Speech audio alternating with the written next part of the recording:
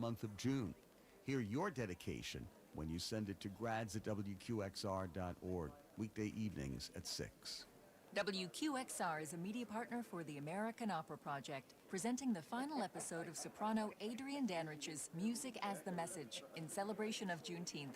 Sunday, June 13th, open to all. More info at aopopera.org. Live classical music is coming back to New York City, and you'll be there to hear it. We're giving away a pair of tickets for the Chamber Music Society of Lincoln Center performing Brahms at Damrosch Park on Saturday night, June 26th. Seating is very limited, so sign up for the WQXR newsletter, and you could be one of the lucky few. Live chamber music outdoors at Damrosch Park, Saturday night, June 26th. Enter to win at WQXR.org. This is Classical New York, 105.9 FM and HD, WQXR Newark, and 90.3 FM, WQXW Ossining. I'm Paul Cavalcante, welcoming you to the weekend, and with music this hour by Josef Mysliveček, Debussy. Right now, a concerto for 4 violins by Antonio Vivaldi.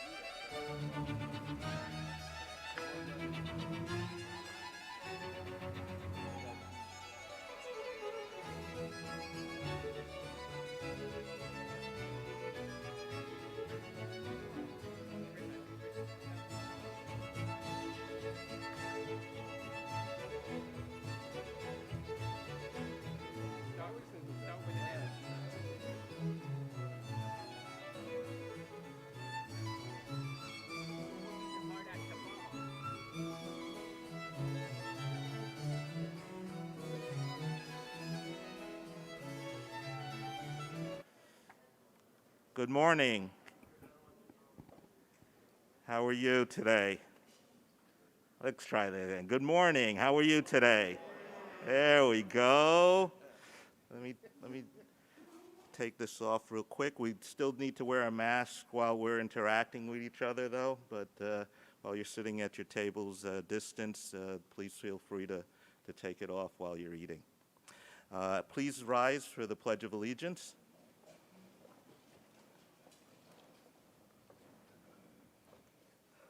I pledge Oh, say, can you see by the dawn's early light what so proudly we hailed at the twilight's last gleaming, whose broad stripes and bright stars through the perilous fight o'er the ramparts we watched were so gallantly streaming, and the rocket's red glare, the bombs bursting in air, gave proof through the night that our flag was still there. Oh, say does that star-spangled banner yet wave o'er the land of the free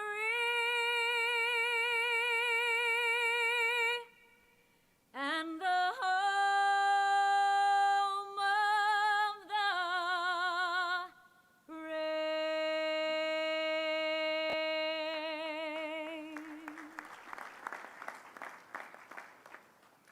Thank you. Please be seated.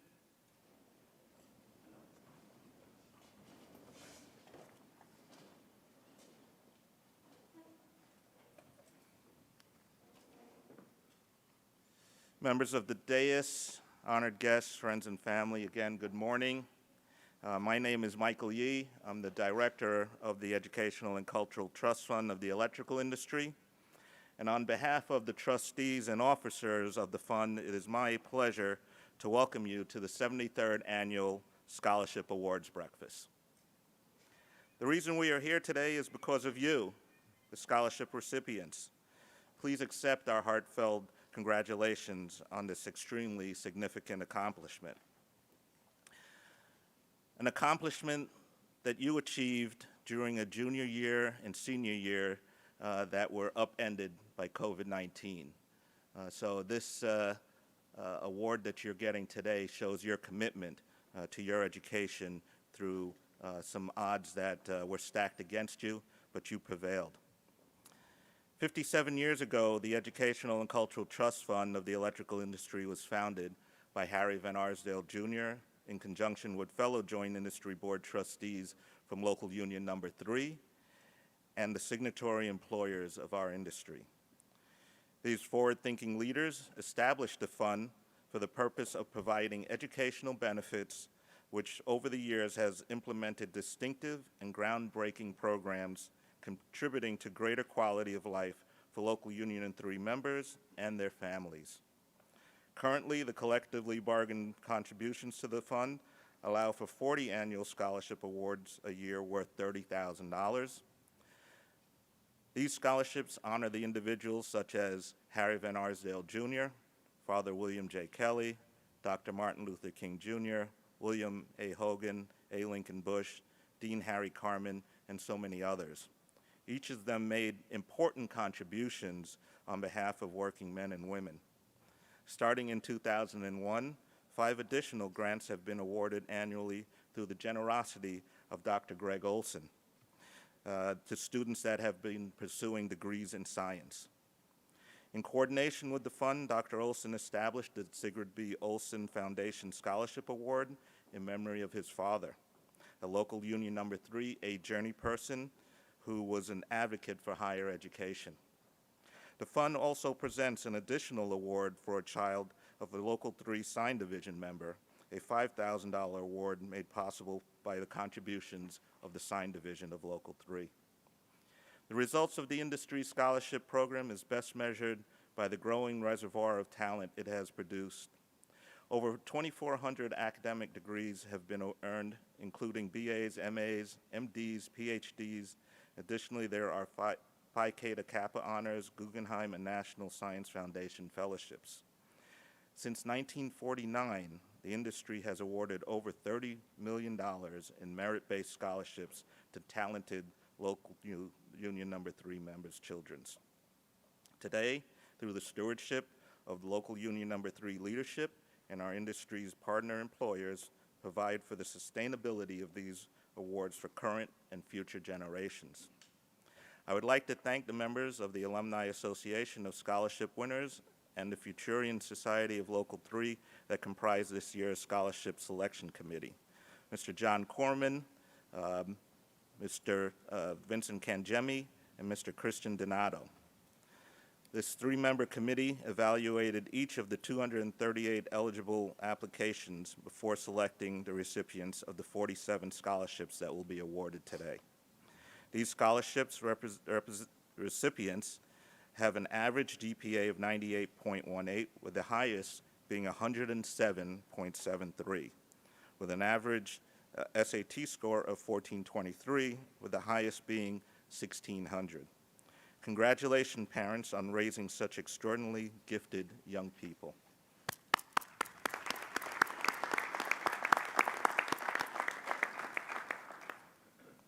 Awarding of scholarships is but one of the benefits that the Educational and Cultural Trust Fund provides to eligible members of Local Union Number 3.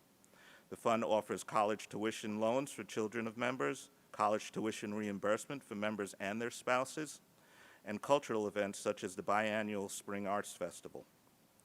And about 90 miles to the east of here, the 2021 season of the Critical Thinking workshops are underway. These workshops are conducted by Dr. Partha Banerjee at the Fund's Long Island Education Center in Cotchogue, New York, on the North Fork of Long Island. This year's topic is titled The Science and Economics of COVID, and will engage the workshop participants to think critically about their role in the human race. The fund offers numerous technical classes that continue to enhance the skills of Local 3 members in the ever-evolving electrical industry. And as our nation commits to greener technologies, Local 3 members will be prepared to lead the way through the training this department provides. A large percentage of that training is made possible by the dedicated Local 3 members that volunteer their time and give back to the industry for the benefit of the fellow Local 3 brothers and sisters. Our industry's training has been further enhanced with the fund's 82,000 square foot facility that opened in 2016 and is currently providing hands-on training to both journeypersons and apprentices. This state-of-the-art training center will provide our industry with the highly skilled members well into the future. A recent visitor from the New York State Energy Research and Development Agency that toured the training center remarked, "From an already high bar, we left with an even higher appreciation for Local 3's commitment to excellence in standards, to comprehensive training, and developing a progressive and inclusive culture and workforce of world-class professionals." As I stated earlier, we are here today for you, the scholarship recipients. You are the future leaders of our city, state, nation, and world. Remember the values your parents have instilled in you. Remember your parents' union, local union number 3, and their employer that have and will continue to be there for you. Remember those that came before us that did the heavy lifting that made it possible for us to be here today, and please take the time to learn about the individuals that your scholarships are named for. Today you will receive a condensed biography about them with your award certificate to help enlighten you about the contributions to this industry. Remember that you must be vigilant and protect the values that created these benefits, not only for this generation, but also for future generations. In closing, I would like to share with you some thoughts from one of the individuals we honor with an annual scholarship, Dr. Martin Luther King Jr. Dr. King said, "Returning hate for hate multiplies hate, adding deeper darkness to a night already devoured of stars. Darkness cannot drive out darkness, only light can do that. Hate cannot drive out hate, only love can do that. Hate multiplies hate, violence multiplies violence, and toughness multiplies toughness in a descending spiral of destruction." As individuals an individual has not started living until they can rise above the narrow confines of their individualistic concerns to the broader concerns of all humanity. Every person must decide whether they will walk in the light of created altruism or the darkness of destructive selfishness. If we are to go forward, we must go back and rediscover those previous values that all reality hinges on moral foundations and all reality has spiritual control. And I will leave you with this final bit of wisdom from Dr. King that has been hanging above my desk for many years. "The function of education is to teach one to think intensively and to think critically. Intelligence plus character, that is the goal of true education." So, as recipients of these awards, I ask that you travel along your great journey through life to please continue to challenge yourself and others to always do what's right and just for humanity, because we are all citizens of this one and only planet Earth. Congratulations to our 2021 recipients once again.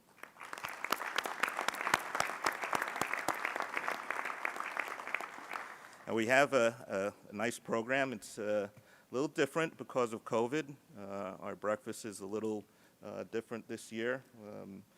You do have some refreshments and bagels and danishes on the table, and we're going to make the best of this. As you know, we restricted you to just one guest, so I know that we have it streaming, and I hope your loved ones and families are out there watching this great moment and sharing it with you. At this time, I'm going to call on the Association of Scholarship Winners President, Mr. John Corman, to present the essay awards.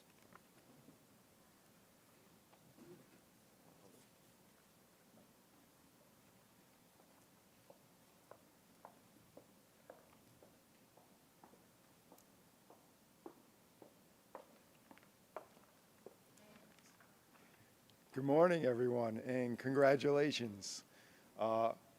First, to all the recipients, welcome to our Alumni Association.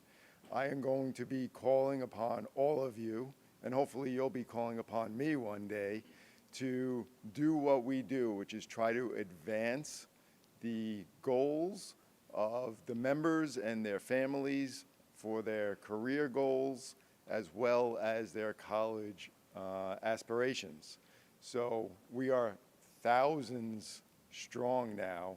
Our network is expanding to every industry, and we like to bring with us wherever we go the values that Local 3 has instilled in our parents as well as in us, because we all bleed the same union blood. So congratulations to everyone. One of the things that I'll be calling upon you to do very shortly is to do the College Advisory Day and share your college experiences and some of the things you did to achieve the very high accomplishments that you have achieved so far, and also to give advice to those who are looking for your information, all right, and to learn about the knowledge that you have gathered.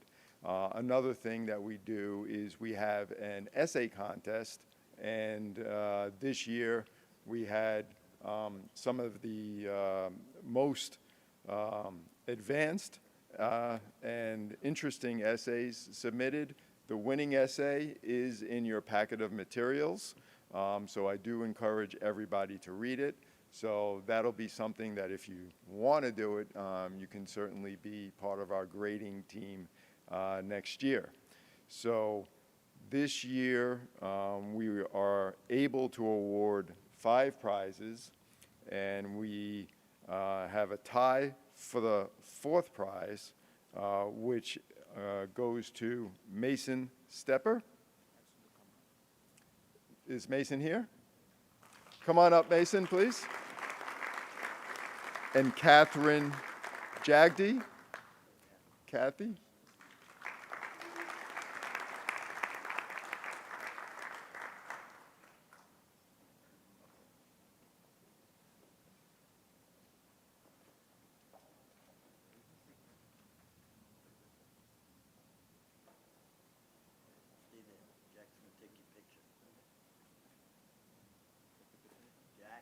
Come on, Jack. A little direction.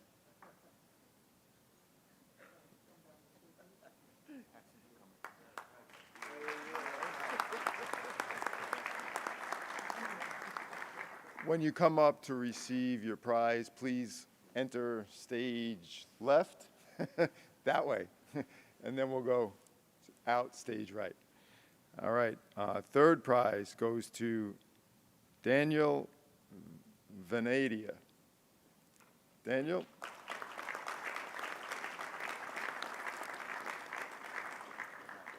Second prize goes to Emily Karimian. Karimian.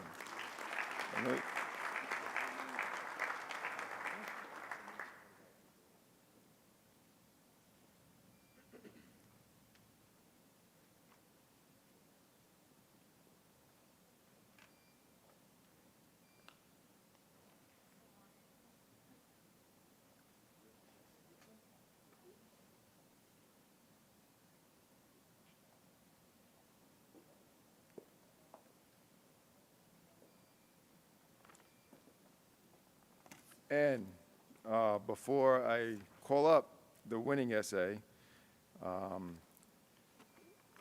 I'd just like to read his closing remarks in his essay. So, Daniel Ross is our winner this year, and he spoke about what some of the things the new president, President Joe Biden, should be doing to enhance unionization and various other things for the benefit of the country. And Daniel concludes by saying, if unsuccessful, organized labor in the Midwest will be negatively impacted by restrictions on new drilling permits, a ban on oil subsidies, and a possible ban if Biden and Harris can rally enough support in the House of Representatives and the Senate. It remains to be seen whether President-elect Biden will execute what is arguably a necessary step towards creating a cleaner future while also supporting the labor unions that won him the presidency. And we are certainly very strong advocates for clean energy, for renewable resources, all things that Local Union 3 is on the forefront of advocating for. So we appreciate all the essays. Daniel, congratulations. Daniel Ross is our winner this year.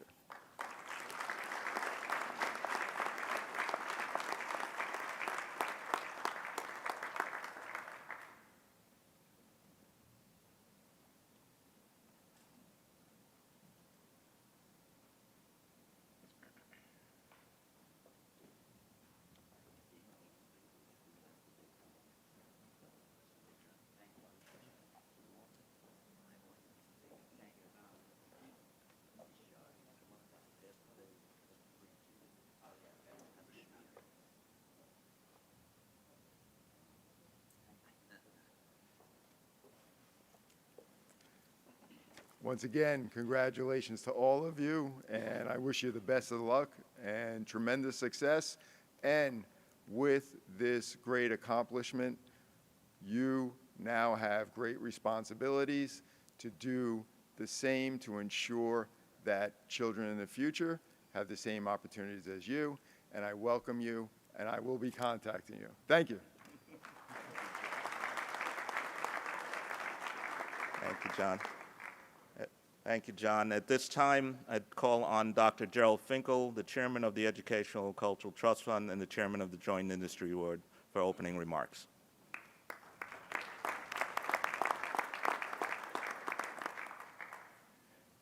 Thank you, Michael. Good morning, everyone. Just one quick announcement. The industry would appreciate it if you would please eat the bagels. We have all these boxed lunches, so feel free. I don't think the virus spreads that way through a bagel. But Don't be shy. Eat the bagel. Otherwise, we got to them all.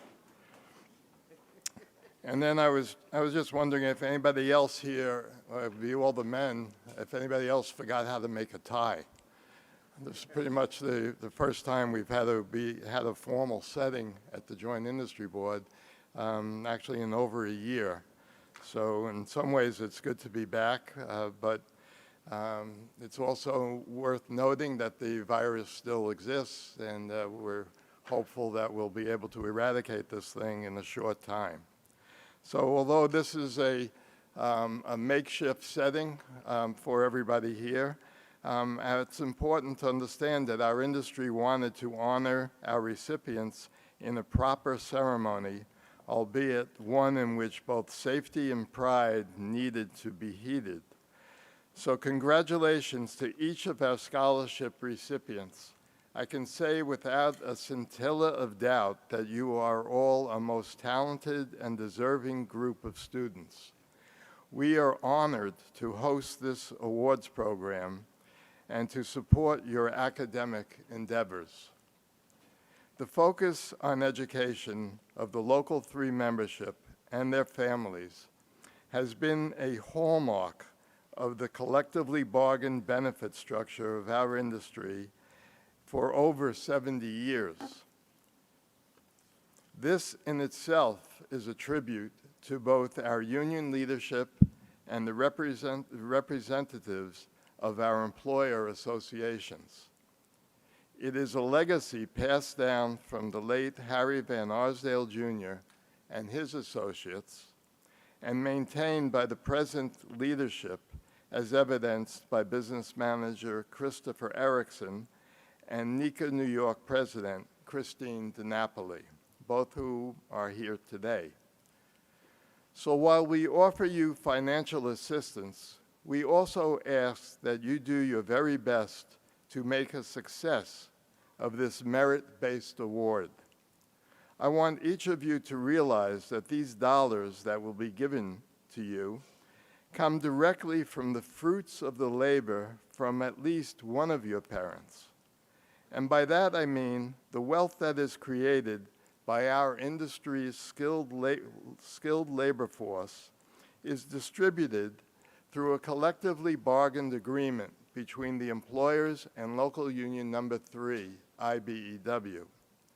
It is a unique and progressive concept that union members choose to fund the education of members' children rather than put the money in their paycheck.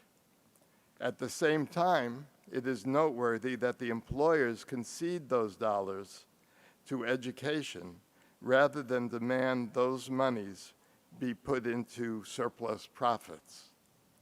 So I hope you will always remember your roots and always be cognizant of how fortunate you are to have an industry that collectively comes together to lighten the financial burden of obtaining a college degree.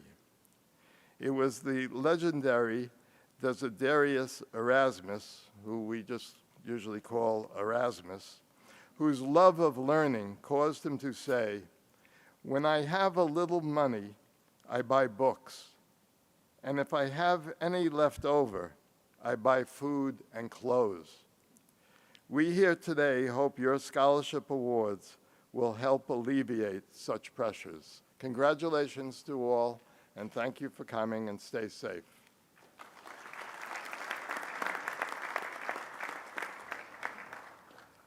Thank you, Dr. Finkel. This time I call on the president of the Lewis Howard Latimer Progressive Association, Mr. Eric Rollins, to present the Dr. Martin Luther King Jr. Memorial Scholarship.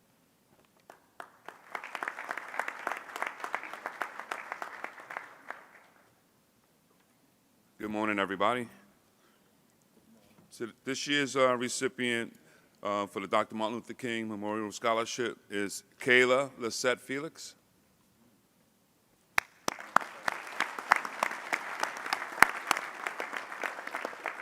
Kayla will be attending Cornell University this year. Dr. Martin Luther King Jr. was born in Atlanta, Georgia on January 15, 1929. He received his Bachelor of Arts degree from Morehouse College in 1948.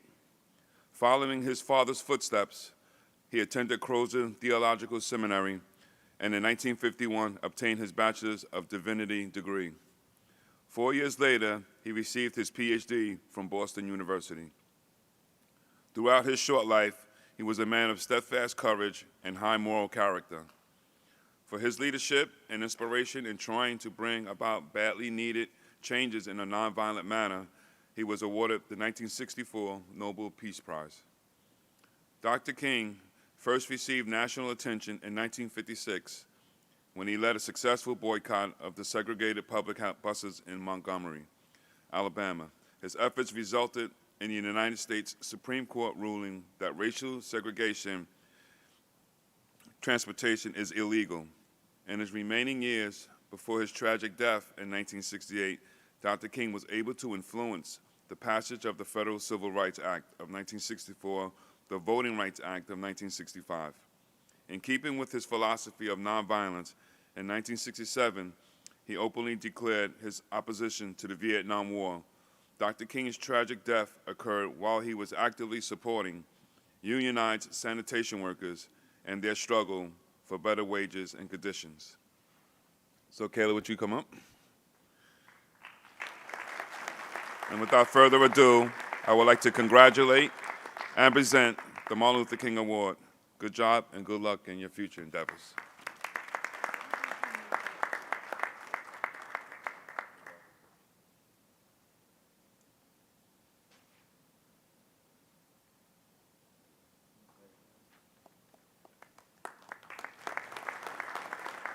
Thank you, Eric. This time I call on the business manager of local union number 3, Mr. Christopher Erickson, to present the Harry Van Arsdale Jr. Memorial Scholarship. Where is the scholarship? Thank you, Michael. Good morning, everybody. Great day. I'm going to have some remarks at the end, so I'm going to save them till then. But very happy to be here. A very special day for all of you and your families and us. This is definitely dumbed down dais. There's usually 50 people up here, and the hall is full. But we are going to make the best of it, and the work will get done. So I guess I don't usually get the opportunity to make this award presentation, and I was asked to this year, and of course, Harry. You know, you see the signs on what was Jewel Avenue, Harry Van Arsdale Jr. Avenue. People come to New York from Kennedy Airport. They got to drive to Grand Central, and they see the sign, Harry Van Arsdale Jr., a street named after Harry, and of course, Elecchester and this headquarters and everything that was built. Harry reminded us, well, first of all, he installed in me, and again, I'm only the third business manager in Local 3 since 1933. In IBW locals across the country, every 3 years, out, get a new guy, you know, they change business managers. And it's amazing that our membership has supported Harry for so long, and then, of course, his son Tom, and then me, who Harry was my grandfather. And he instilled in me that the only purpose of the union was to serve the membership, as did Tom. And we've been successful and have had the support of the membership, and that's why we can continue to move forward with progress and have programs like this. Nowhere in the labor movement, nowhere in the IBW does anybody do the things that we do. And so you may have this in your folder, but I'll read it. Harry Van Arsdale Jr. was born in 1905 and died in 1986. Amazing how much time has passed. He was a unique and charismatic trade unionist, and I'm going to talk about that today, so I want you to think about that term, who combined a far-reaching vision with dramatic leadership. And he also never took credit for what he did alone. Harry always said it was him and his associates, and the success and the progress we made was with the contractors, you know, our partners in this electrical industry, which either side cannot do without. He became the business manager in 1933. There were 5,000 members in Local 3, and under his leadership, the union grew to over 35,000 members. He held this position until 1968, when he became the Local 3's financial secretary and was also president of the New York City Central Labor Council and the international treasurer at the IBW. Through collective bargaining with employers, HVA pioneered the establishment of a multi-employer pension plan, scholarships for the children of Local 3 members, tuition reimbursement for members and their spouses, and the construction of Elecchester. He was also instrumental in purchasing the 312-acre Bayberry Land estate and inaugurating the week-long critical thinking course there, and it was attended by more than 22,000 members over 20 years. Harry Van Arsdale Jr. became the president of the Central Labor Council in 1957, a position he held for nearly 30 years, and led the organizing of taxi drivers, teachers, hospital workers, and other public employees. He was truly labor's champion, and I'm thrilled to be the one to make the presentation of the Harry Van Arsdale Jr. Memorial Scholarship, and it is awarded to Daniel James Ross, who will be attending the University of Florida. So is he here, that young man? The same guy. He won the essay? You're making a habit of this. I'm going to read that essay. I started already. This kid, I got his number. He's talking about fracking and climate change, and that's another issue that's close to my heart that I'm going to talk about today as well. So congratulations again, Daniel James Ross.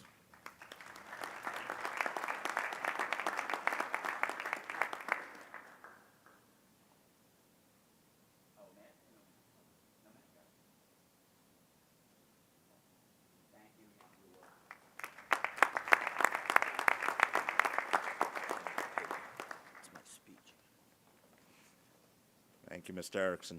At this time, I call on the president of Local Union Number 3, Mr. Thomas Cleary, to present the Thomas Van Arsdale Memorial Scholarship.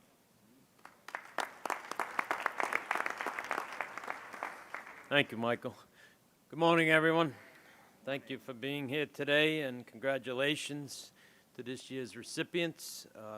As Michael just said, I have the privilege of presenting the Thomas Van Arsdale Memorial Scholarship this year. But I thought this morning I'd just share, take a moment of just share a little personal experience about myself, my family heading off to college. You know, I promised there's a lesson at the end of it, you know, but I just wanted to share this. You know, my wife Maureen and I became empty nesters this year. You know, it's a very strange time for parents when this happens, you know. 3 kids running around the house for so many years, and then all of a sudden everybody's gone, you know. And as parents, you worry about your kids, you worry about the finances. There's so much to worry about, you know. And then you realize and you figure out that everything's going to work out just fine. And then you look at each other and you kind of say, what are we going to do with all this free time? You know, there's not worrying about the kids. They're off at school, and they're all set up, and what are we going to do with our free time? And it's a time when you can put yourselves first for a little while, at least until they come home for a break. So I encourage all of you to take advantage of that time, you know, and enjoy it together, you know, because it's a nice time, actually, when you sit back and think about it. Like I said, my 3 kids are in college. My oldest son, Thomas, is studying at the University of Buffalo. He's in the graduate school up there. My daughter Lauren goes to the University of Scranton, Pennsylvania, and my son Matthew is in the University of Delaware, and he's a second-year student there. So I know a little something about what you're going to be dealing with over the next 4 to 6 years, and it's quite a bit, and but you get through it, you know. But for the young adults that are here, you're going to face challenges over the next few years. You know, you're going off on your own. I encourage you to speak with your parents while you're away. You know, keep them in the loop of what you're worried about, the issues that you're facing. Be open with your parents. I know my kids have been over the years, and it really helps when you have that open relationship and have the conversations, especially before you make the decisions. And for the parents, I just ask you to be patient. You know, allow the college experience to turn your child into a knowledgeable, self-reliant young adult. You know, and think about that. And you say to yourself, is that going to happen? Well, it is going to happen at the end of the road, you know, and everyone will be better off for it. So I know some husbands and wives out there are so nervous their kids are going away to college or worrying. It all works out. I just want to let you know that. My son Thomas, he's going to be graduating with his master's degree in architecture in December. My daughter Lauren's a recipient of the Local 3 scholarship as well. She's going to be graduating with a bachelor's degree in neuroscience in the spring. And my son Matthew, who's also a recipient of a Local 3 scholarship. And this is where I want the kids to kind of listen here tonight, because you know, he just learned his first lesson at college. He just overcame one of his first issues. You know, Matthew, he's a young kid. He's always been a go-getter. He always had a job. You never had to remind him about his homework, never had to tell him to get a project done. You know, he was always right on the money with school, just like all of you that are here and so deserving to be here, you know. And I don't think his math and science skills are real high. I don't think he ever had an issue with any of that. He never got less than a 98 or 100 on his math tests. Thought he was great, you know. He went off to college knowing math comes easy to him. And like I said, he's in the engineering department. He took some, I don't know, crazy algebra class, as he explained it to me, you know. And he said his first test, he called home, he got a 67 on the test. Total panic. You know, he's in a complete panic. He's never gotten less than a 98 on a math test, but you're going to be challenged while you're there. So after my wife and I calmed him down and we sat down, we had a conversation with him about his day-to-day schedule and what his weekends are like, and we kind of dug into what's going on. It was pretty clear to my wife and I, it all came down to time management. You know, and you can go off to college and you're going to have a lot of freedom and you're going to have the ability to do whatever you want, no one there looking over your shoulder. you know, but that time management is right there. And you can have all the fun you want while you're away. But don't forget why you're there. All right? That's the main thing. So I reminded him of the opportunity that was given to him, one of which was this scholarship. And you got to keep your grades up with it, you know. And I reminded him about his dream of becoming an aerospace engineer, you know. And he got it, you know. He at the end of the day, he wound up with an A in that class for the semester, and he realized what he was doing wrong, and he made some adjustments. And that all of you are going to have to do this when you're away at school. So I just want you to keep that in mind. There's going to be a lot of distractions. You know, I tell my kids, you're on the train tracks, you're heading for your destination. Don't let anything or anyone knock you off your train tracks. You know, just keep going, chugging along, and before else you're going to realize it. You know, you're there, but studying has to come first. That's the main reason why you're at that school. So remember, no one's going to hand you your dream. You got to work hard for it, and never, ever give up. No matter how challenging it gets, never, ever give up on that dream, you know. And I congratulate all of you. I wish you well in college. And as I said earlier, I'm here to present the Thomas Van Arsdale Memorial Scholarship to this year's recipient. And that is Anthony J. Vitalino. And he's going to be attending John Jay College in the fall. So, well, Anthony, is he here? Anthony? Come on up, Anthony.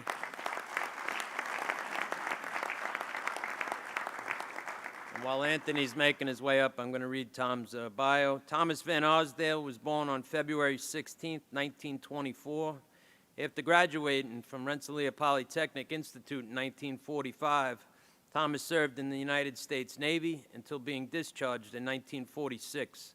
Following in his father's and grandfather's footsteps, Thomas joined Local Union No. 3 IBEW and quickly established a reputation of integrity and hard work. As an apprentice, Mr. Van Arsdale served as secretary of the First Apprentice Advisory Committee, won first prize for highest grades in his graduating class of 1951. Thomas was an active member and became an executive board member in 1953 until he was elected business manager in 1968. He dutifully fulfilled the role as business manager until he retired in 2006. He served as president of New York City Central Labor Council from 1986 to 1997 and served on several community and political organizations throughout the United States. So with that said, I just want to congratulate Anthony, and come on up and get your award, Anthony, and best of luck.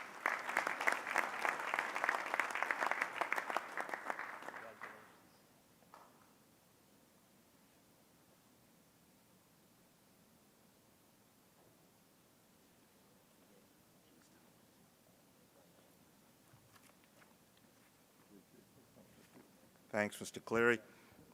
At this time, I'd like to call up the president of the New York Electrical Contractors Association, the New York chapter of the National Electrical Contractors Association, and K&D Electric as well, and also a trustee of the Educational and Cultural Trust Fund, Ms. Christine DiNapoli, to present the A. Lincoln Bush Memorial Scholarship and then the William A. Hogan Memorial Scholarship.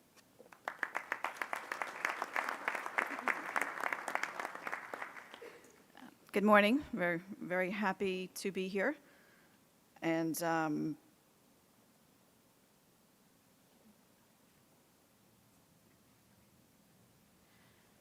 just to add on to what the previous speaker, Tom, just said, my son graduated 2020, last year during COVID.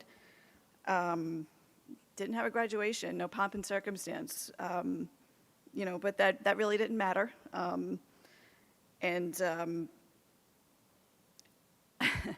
think his first, he had all these high grades as well. He did receive a scholarship here, and I think his first quiz that he got was a 34. So he was, you know, dumbfounded. But in the end, he didn't forget what his aim was. You know, I think they say that airplanes are off course like 90% of the time, but they're always focused on what their end goal is. So with that, to everyone out there, just stay the course regardless of how you veer off, and you'll end up in the right place. So with that, I am happy to present a couple of awards. The first one is for the Lincoln Bush Scholarship. A. Lincoln Bush was born in Watkins Glen, New York in 1886, and he spent his childhood in Washington, D.C. At the time of his death in 1970, he was the oldest nationally known electrical contractor. He started work in the electrical field in 1900 as an errand boy with the Belmont Electric Company, and in 1923, he became Belmont's owner. He served as the first chairperson of the Joint Industry Board from 1943 to 1945, a period during which the industry established the pension, annuity, medical, and dental benefits. His positions within the industry included president and chairman of the Board of Electric and Gas Association of New York, the Independent Electrical Contractors Association, the New York State Association of Electrical Contractors, and the New York Electrical Contractors Association. He was elected chairperson of the first Joint Employment Committee of the electrical industry in 1939. He was the chairperson of the Pension Committee in 1960 and was president of the Electrica's first housing company in 1949. So with that, I'm happy to present this award to Victoria L. Garasi. I hope I'm pronouncing that correctly.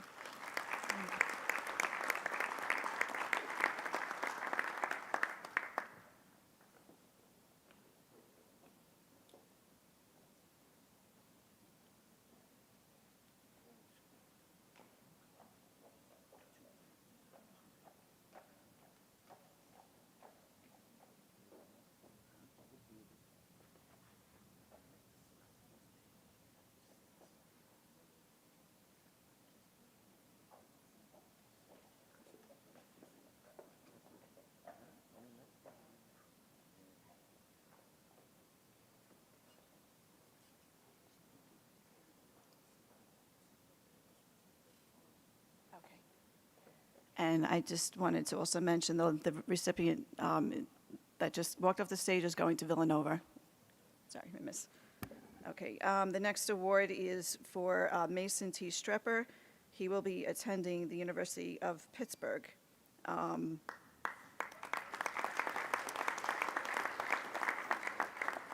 I just wanted to read his bio quickly.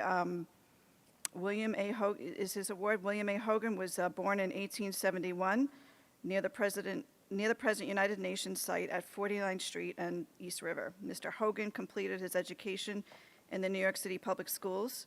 He was 16 years old when he sat on the organization of Local 3's predecessor, District Assembly Number 3, 253, Lodge Number 5468 of the Knights of Labor. The meeting took place in his mother's apartment at 345 East 52nd Street, where he lived for 50 years.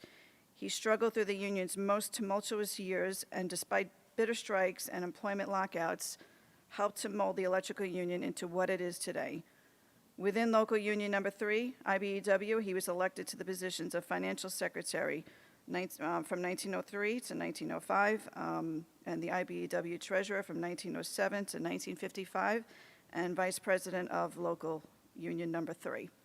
So with that, I am happy to again present this award to Mason T. Strepper. Please come up. Thank you. And again, he'll be attending the University of Pittsburgh.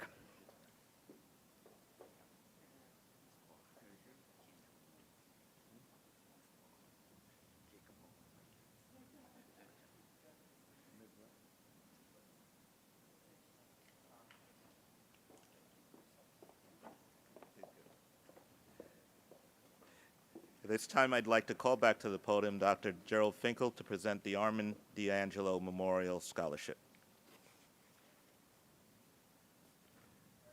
Hey, thank you, Michael.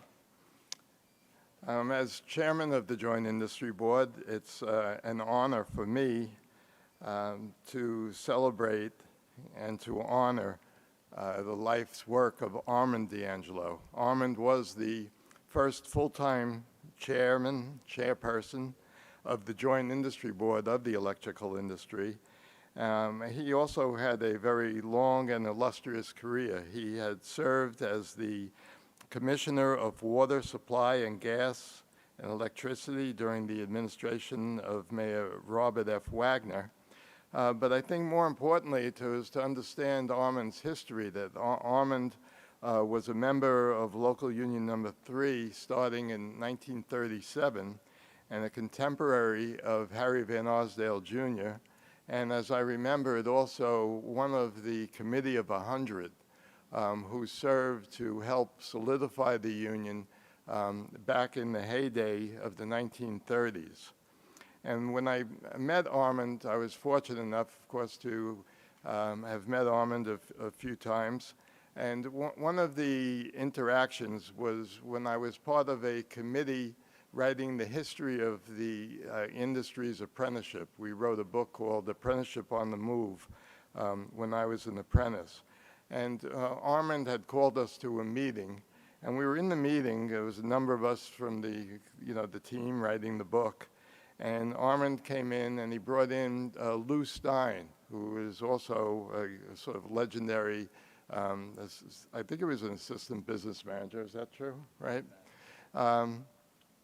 And what Armand explained to us, he was giving us a little history lesson, and he talked about the time, one of the strikes, and it was a Leviton strike where Armand had been injured protesting the use of scab labor. He actually had been clubbed, and he was talking about how Lou helped him, picked him up, and then sort of carried him out of harm's way.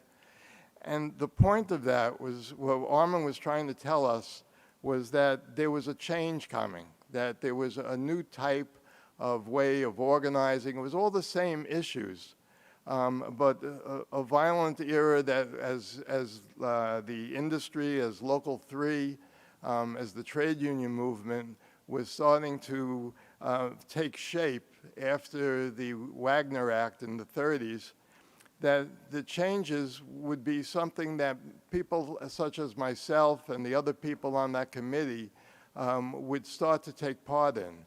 And I wonder what Armand would think of Facebook, what Armand would think of Twitter, because today it's a different way of interacting. And it's so important that we take the lessons from the past and apply them to our present and our future to help keep this industry strong. And so those are the reasons that we honor Armand. And so for me, I'll call the name. It's Gabriel H. Silver is the recipient of the Armand D'Angelo Award and will be attending University of Massachusetts Amherst.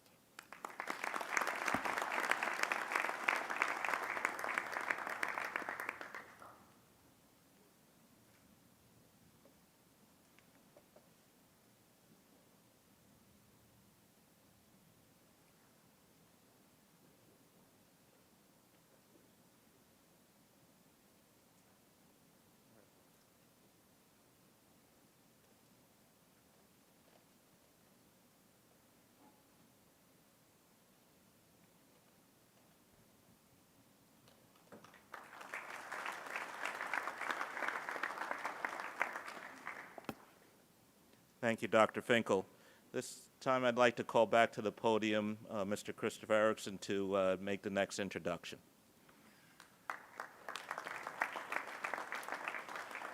Thank you again, Michael. You know, we looked at this program yesterday, and I said to Dr. Finkel, how many of the scholarships are named after women this year, you know? And he put his head down, and he said, unfortunately, 0. And when you think about the history, and we're talking about 1900s and 1930s, and it was a man's world, the electrical construction industry, our electrical industry. And, of course, today we have women, journeyman wiremen that are retiring, 40 years, having been in the industry as electricians, journeywomen for 40 years. So it's changed in our leadership. And so we decided to add one scholarship, and this morning I'm going to have the pleasure to introduce the person that is going to make that presentation, but that scholarship was named in honor of Supreme Court Justice Ruth Bader Ginsburg. It seemed just so appropriate. And we have a special woman who's part of our leadership team, and Erin Sullivan, if she could come on up here while I read her bio. And it's important. Erin began her career at Local 3 in June of 1999. Prior to coming into Local 3, she worked for 17 years with developmentally disabled adults in Rockland County. Throughout her apprenticeship, she was active within the union. She became a member of the Amber Light Society, which is the women's club in Local 3. She was the legislative reporter and the vice president. Erin is currently an active member of the Colony Club, and she rides the Local 3 Motorcycle Club. In 2006, she received her Journey Wire Woman status. In 2007, Erin received the IBW Life Saving Award for saving the life of a coworker who was unconscious from choking while on lunch on the job. In 2009, she was elected by her class to serve on the Wage and Policy Committee of Local 3, and in 2010, she served on the Contract Negotiating Committee. She was also appointed as a Midtown shop steward. She was the shop steward on 432 Park Avenue project, which was the largest residential building in the Western Hemisphere. That was that little thin needle building. And she also served as the shop steward on the NYU Medical Center project for 3 years.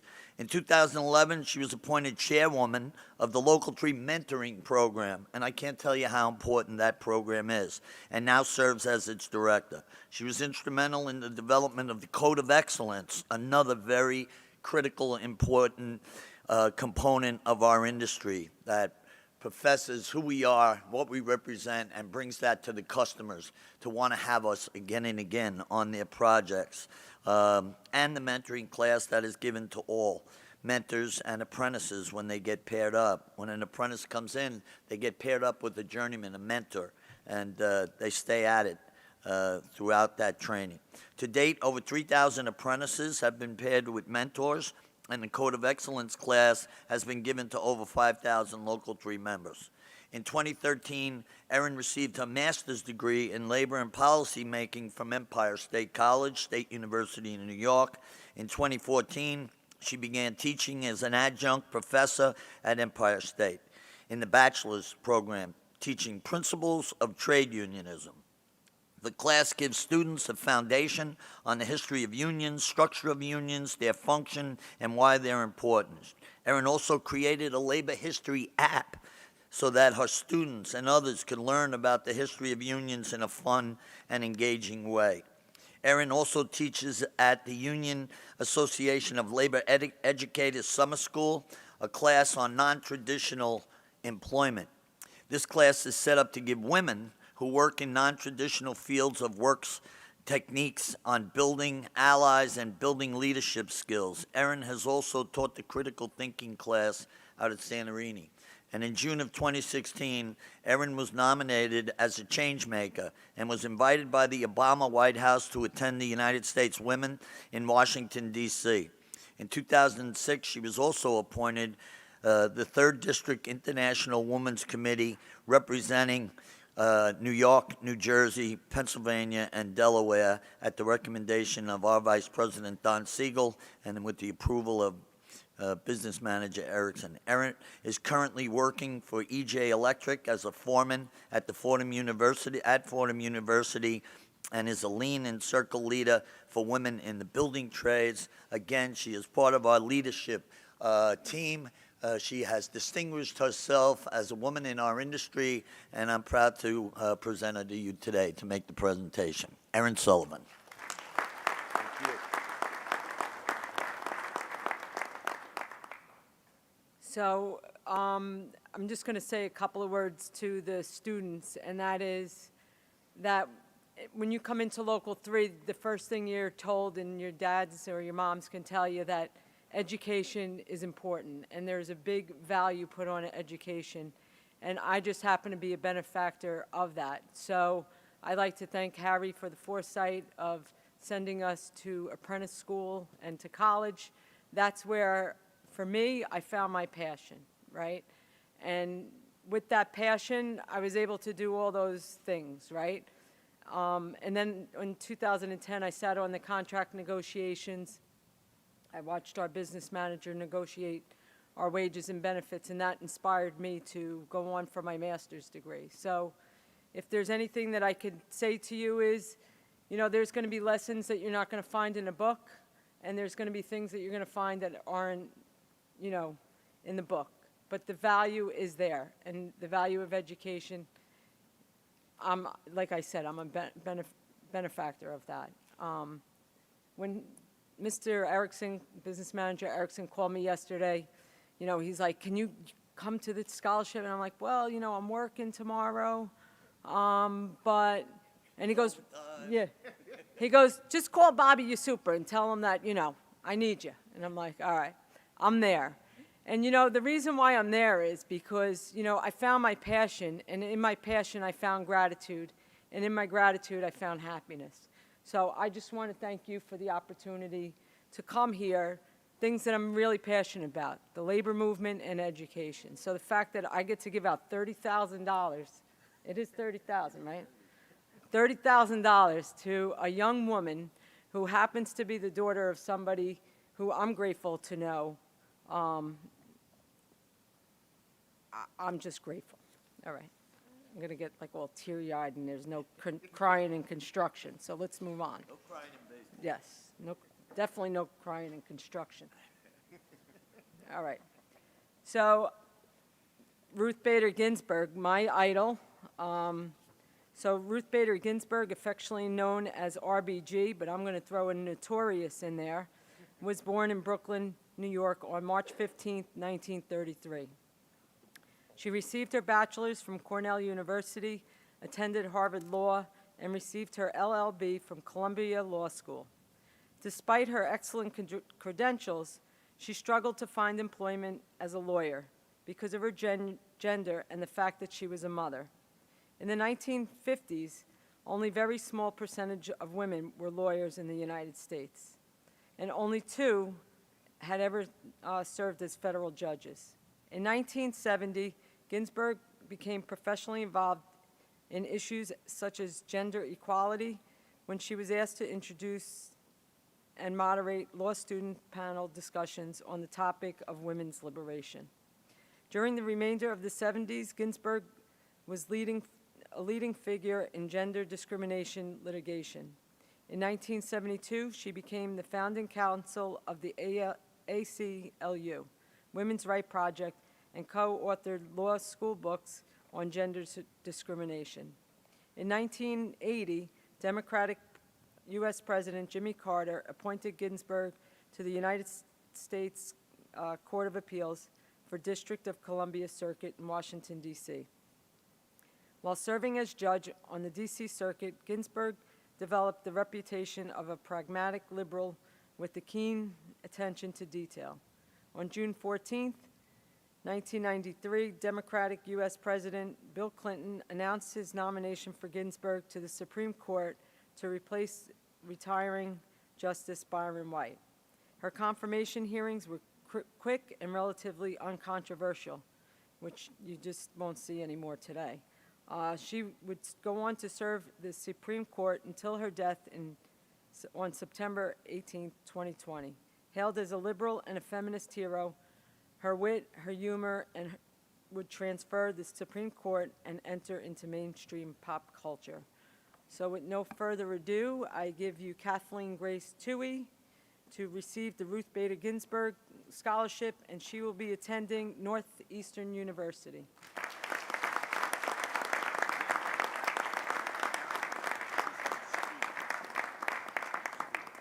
All right. And I'm told that she's going to speak, so that's even cooler. It's nice when we hear the women's voices, so.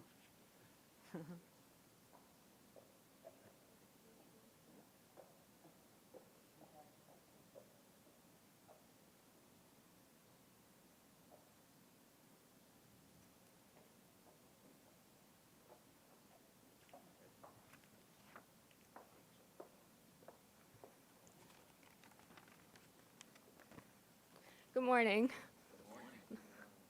First and foremost, I would like to thank Local 3 Business Manager, Mr. Christopher Erickson, President Cleary, Dr. Finkel, Director Michael Yee, the trustees of the Educational Cultural Trust Fund, and most of all, the man whose picture is right above us, Harry Van Arsdale Jr., for this generous scholarship. I would like to express to all of you how very special it is for me to receive the first Ruth Bader Ginsburg Memorial Scholarship. I feel especially grateful today to be the daughter of a Local 3 electrician who, because of the work of Harry Van Arsdale Jr., can pursue her educational dreams by receiving a scholarship here today. As a young woman, I am blessed by the great contributions Judge Ginsburg has made in her life to further gender equality and equal rights. Because of Judge Ginsburg, myself and all young women have the ability to succeed just as a man can. Receiving a scholarship in her name will always be dear to me as I continue on my educational and professional endeavors, and I will never forget that Local 3 helped me succeed. Lastly, congratulations to all of the scholarship recipients here today. And in the wise words of Judge Ginsburg, we should all remember, fight for the things you care about, but do it in a way that will lead others to join you. Thank you. Okay. I got my shot. Can I give you a hug? Yes, absolutely. She said she got her shot. Can she give me a hug? Absolutely.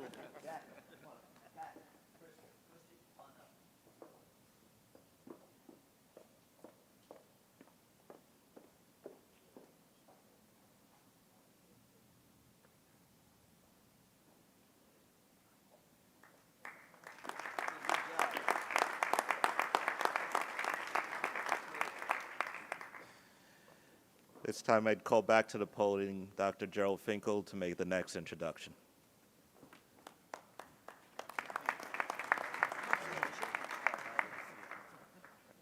Next year.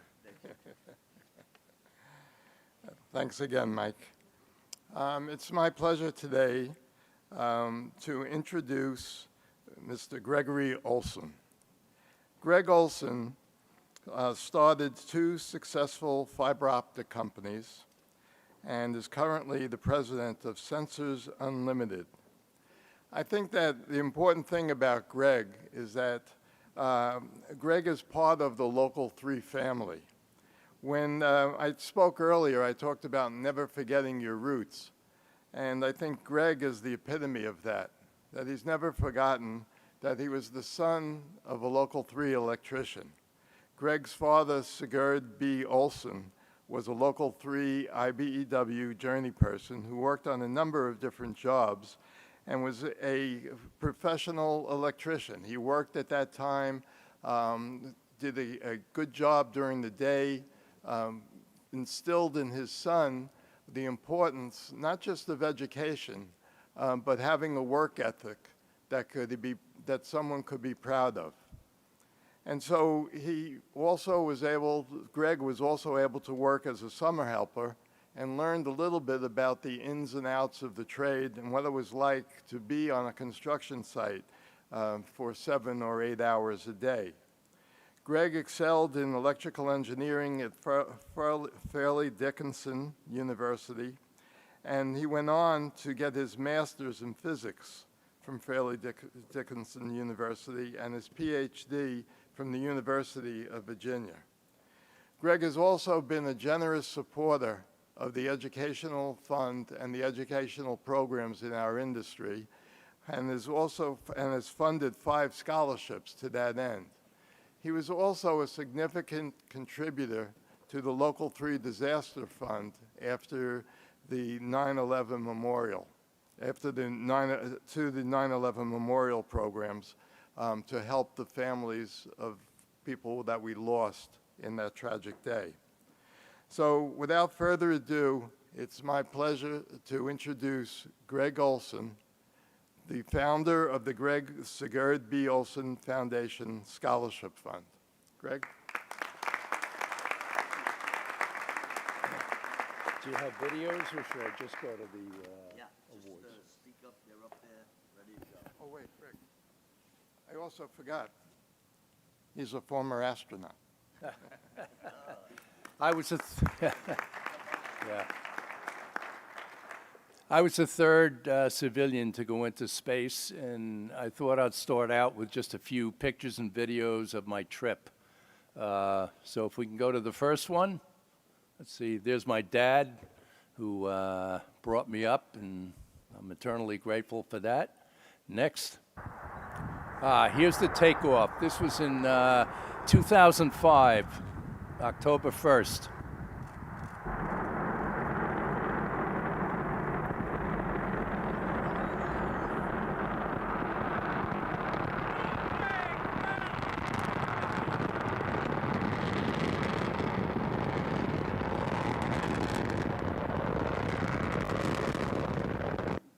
Took us about 10 minutes to go from 0 to over 17,000 miles an hour.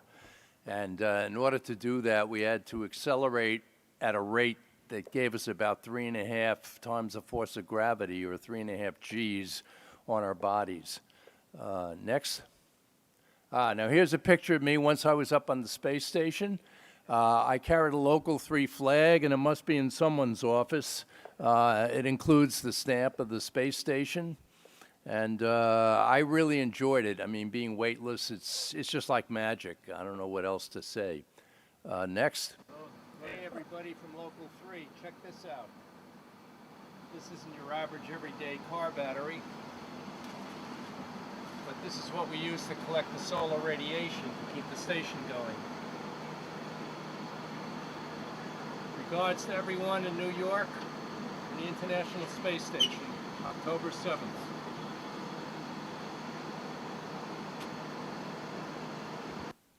Yeah, that battery weighed 350 pounds on Earth, but there I could balance it on one finger, so it was really cool.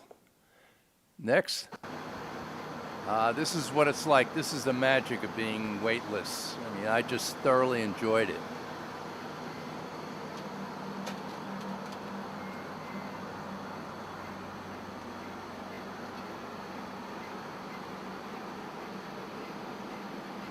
You don't even need shoes in space. Next. That's it. Okay. I really feel proud to be up here, as part of this. But I'll give you some background on me. I was actually a terrible student in high school, barely got out, and I looked up my first semester grades recently, and it turned out I had all C's and 1 D in my first semester of engineering. And the dean called me in and said, Olson, you're not going to make it with these kind of grades. Either you better shape up or you're out. And I believe in that kind of dealing with a situation, blunt and straightforward, no pussyfooting around. So it put the fear of God in me, and, I started really working hard, and by 3 semesters later, I was on the dean's list, and, I started my trajectory up. But I'm willing to bet there's maybe more than a few of you that had similar experiences out there. So having said that, I'll come back to what Tom said earlier. Don't give up. That's the secret of life. I don't care whether it's here in space or anyone else. You're always going to have setbacks. And the secret is just keep pounding away. If you have those C's and D's and the occasional F's, just keep working away. And if you keep at it, most likely you'll be good. So with that, I think we can start giving out the scholarships. And the first one I'm going to present, the first Sigurd B. Olson scholarship, is to Robert William Dalton, and he's attending Purdue University.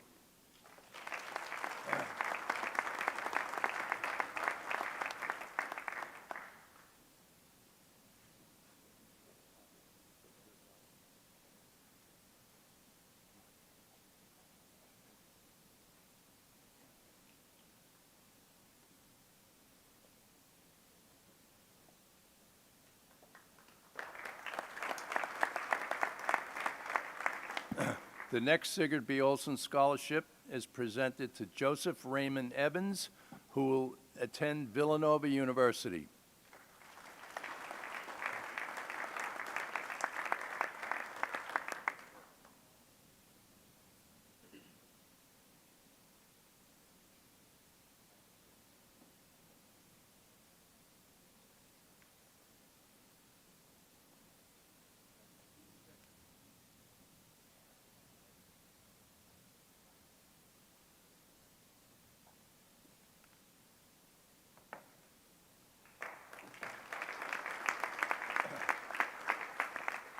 third Sigurd B. Olson Memorial Scholarship is given to Jason Javier Havens, who will attend Yale University.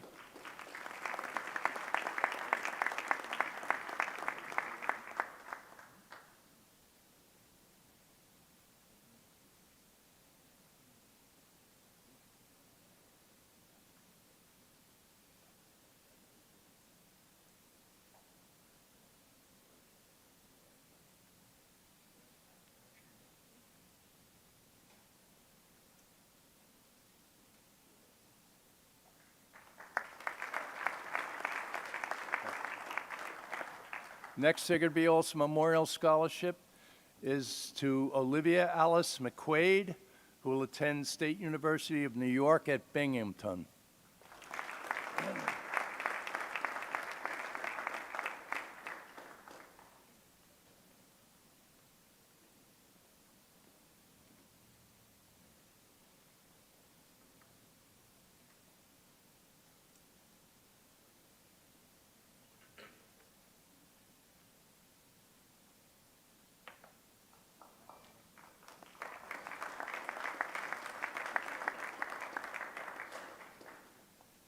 And the final Sigurd B. Olson Memorial Scholarship is to Nicholas Francis Plezak, who's going to attend Rutgers University.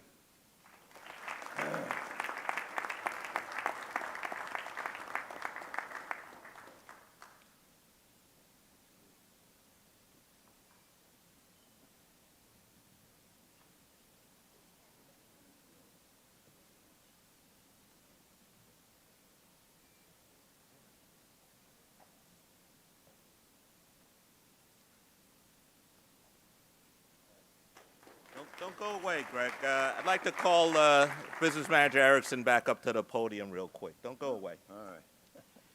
So, like you, young people, Greg is a local 3 kid. He was a local 3 kid.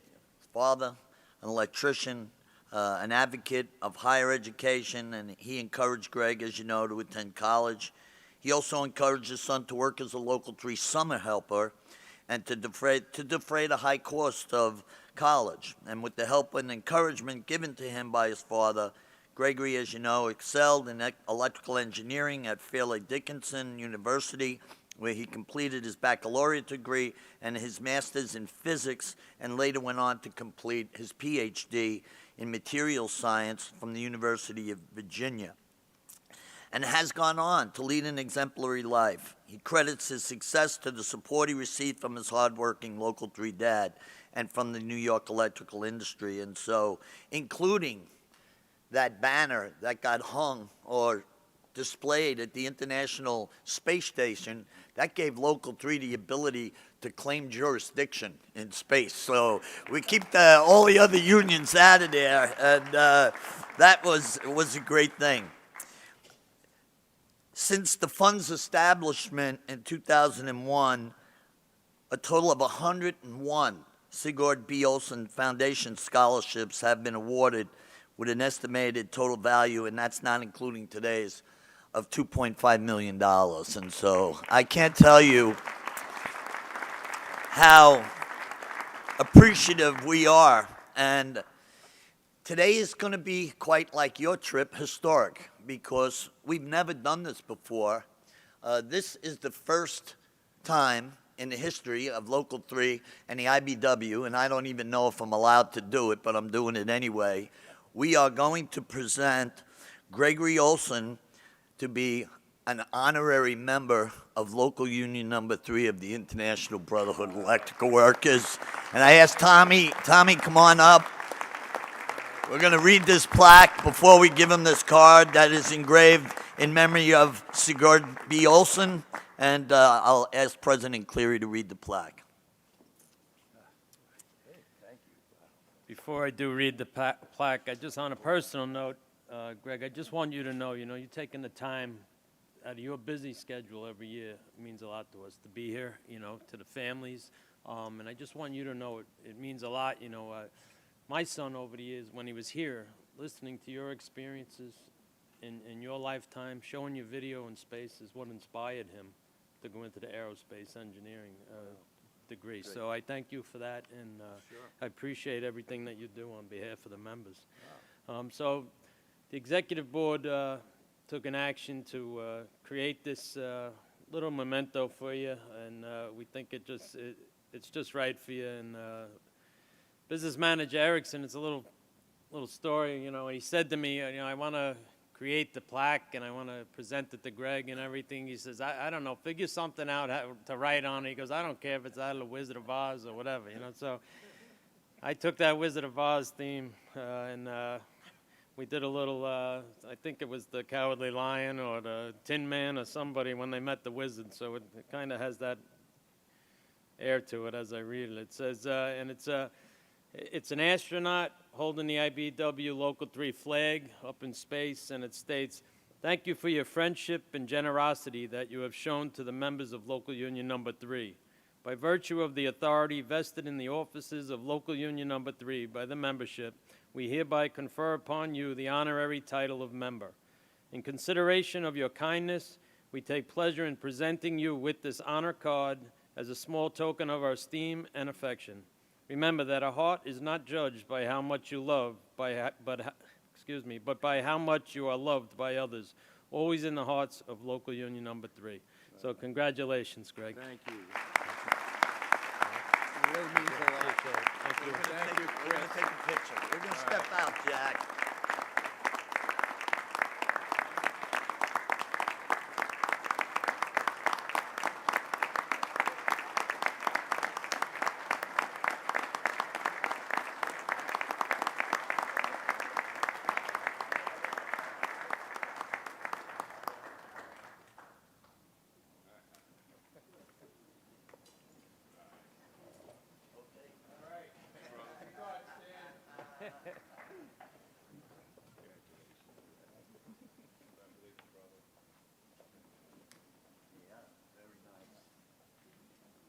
Pretty special, first time ever.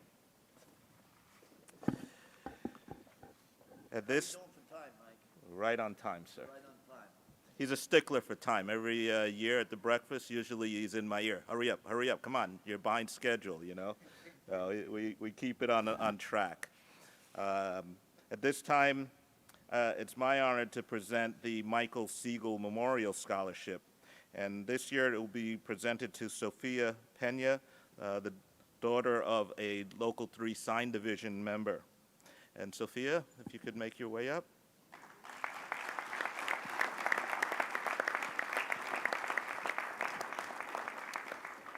Michael Segal was initiated into Local Union Number 3, IBEW, on May 4th, 1922.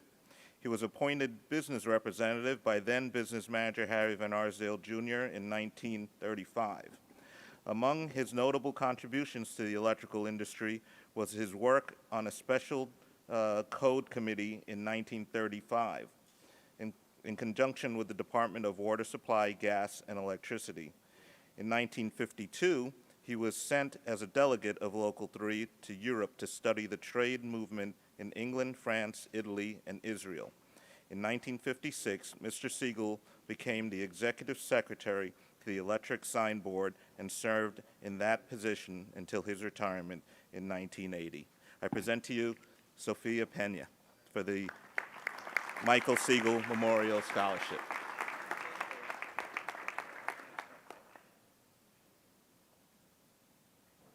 Come on, Jack.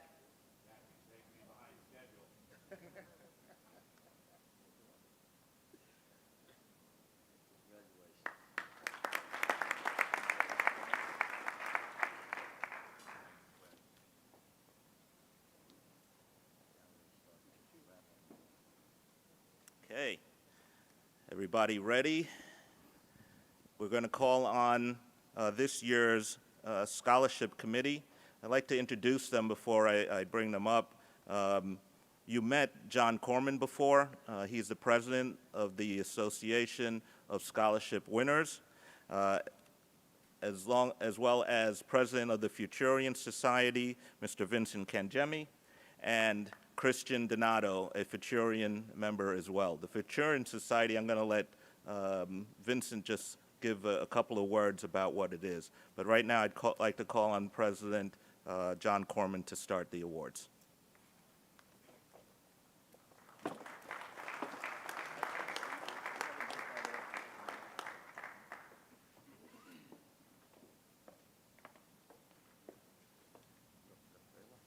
Thank you. Just one housekeeping note to everyone who won an essay contest. Your check is in the mail because of coronavirus pandemic issues. And as a life lesson, other than me, always be circumspect about someone who tells you the check is in the mail. All right? Okay. So the Samuel Collins Memorial Scholarship goes to Casper Bazan.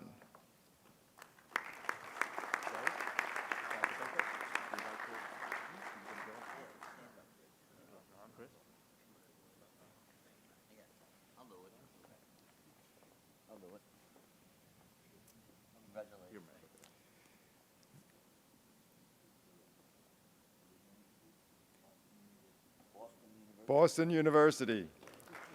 The David Coyne Memorial Scholarship goes to Jason Beyer, going to Adelphi University.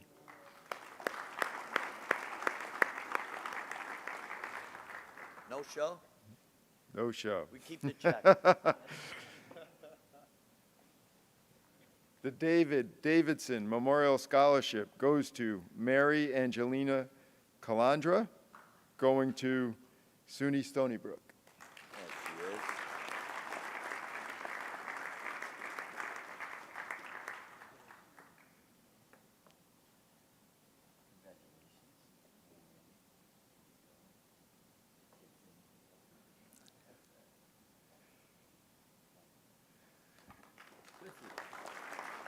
The Paul V. Dooley Memorial Scholarship goes to Christopher Ryan Chung, going to Georgia Institute of Technology.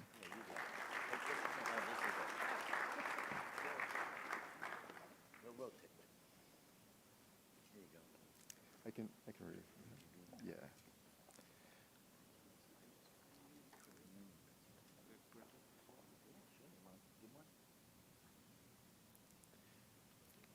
The Herbert Flaum Memorial Scholarship goes to Gabriel Nicholas Choden, going to the Cooper Union.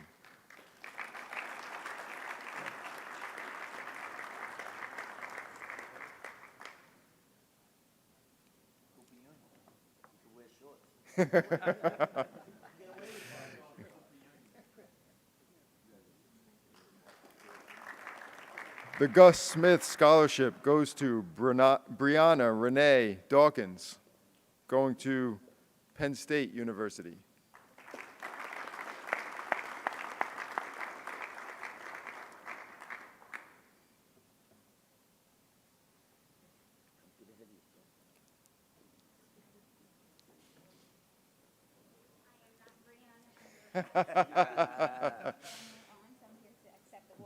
Thank you very much. Thank you, and congratulations.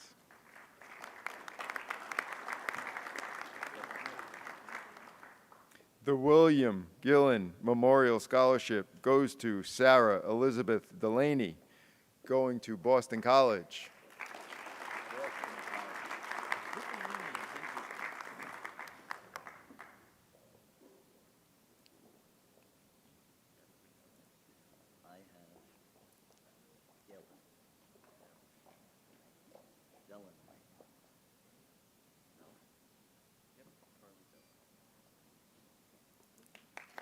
Go Eagles! BC class of BC Law 97. The Robert A. Goller Senior Memorial Scholarship goes to Carly R. Delanoy, going to Framingham University. On here, strikeout. That's Okay. 2 down. The High Greenblatt Memorial Scholarship goes to Katerina Maria DeReyes,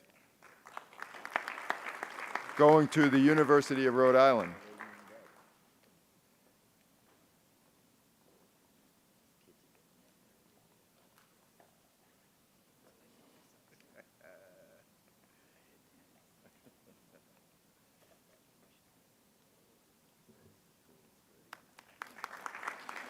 The Bert T. Gurley Scholarship goes to Jason Anthony Eusebio, going to Hofstra University.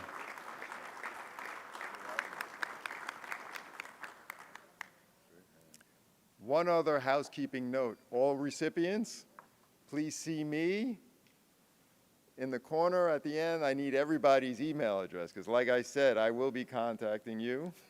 And you can hide, but I will find you, and so will Nalanthi.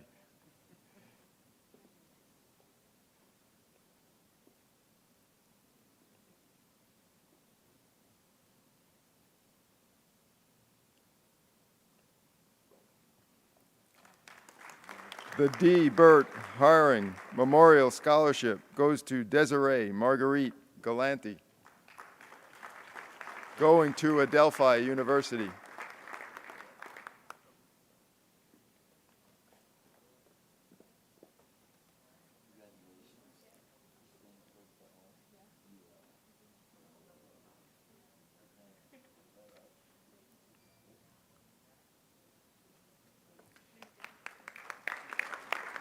The Dion Larry Herring Memorial Scholarship goes to Jillian Christina Grady, going to the Culinary Institute of America.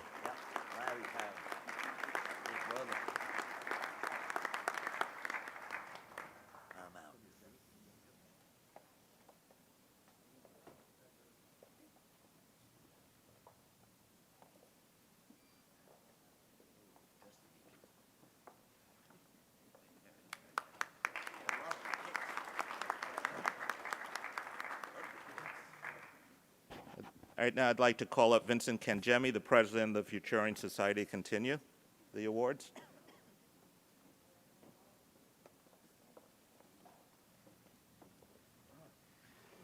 Good morning. Surprisingly, I was told I was going to say something about the Futurians this morning. So,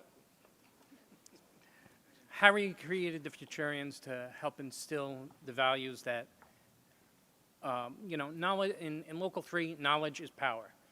We do our best to help the young people as our apprentices, as the kids of our members and our members. The Futurians do their best to help educate people and make them active participants in their society, in their local, and in their families. We do our best to help them and make them realize that if they're active and participating in the system will respond to them. It's something that we try in our classes to bring to them, and Harry, in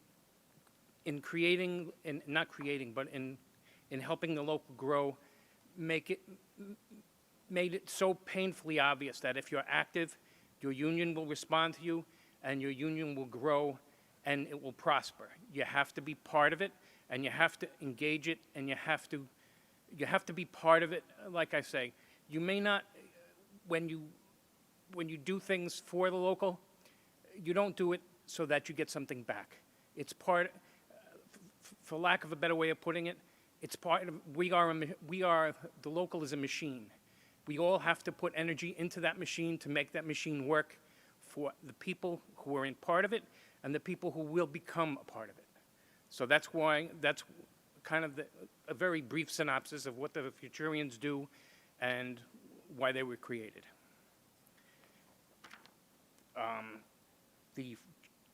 And here's the scholarships. The George A. Franklin Scholarship is awarded to Olivia Maria Gottlieb, and she will be attending Marist College.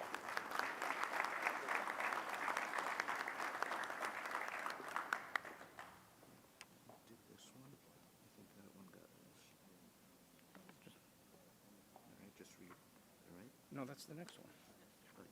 I have it.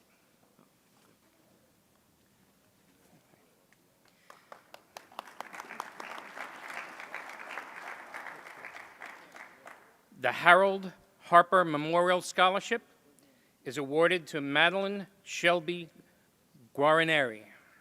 She'll be attending the State University of New York at Binghamton.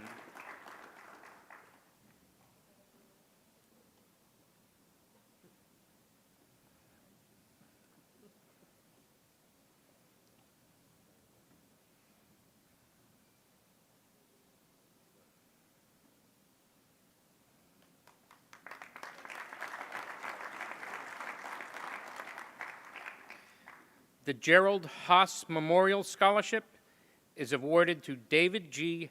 Hedquist. He'll be attending the State University of New York at Buffalo.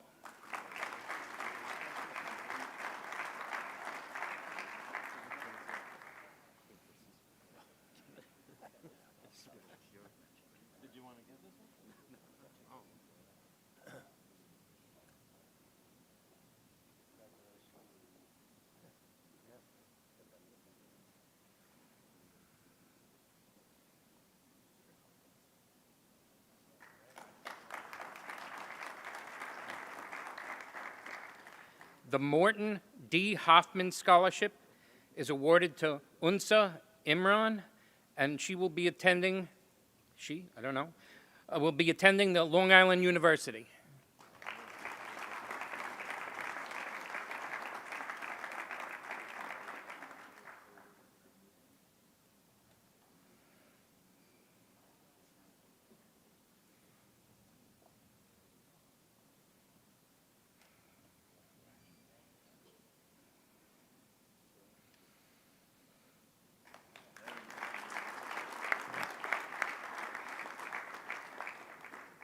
The Samuel W.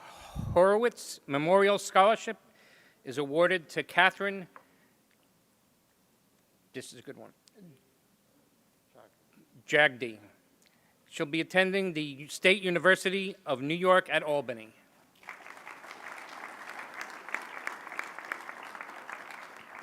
Sorry about the name. Jagdi? Jade. Okay. Catherine Jade.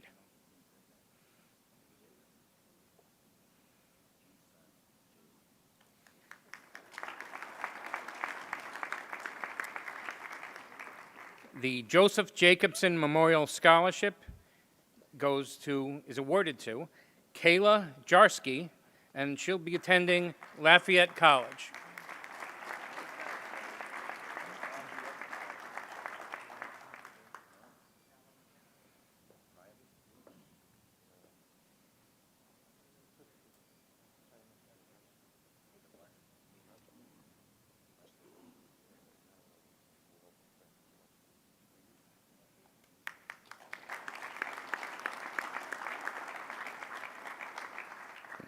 The Helga Jensen Memorial Scholarship is awarded to Emily Grace Kierman. She'll be attending Swarthmore College.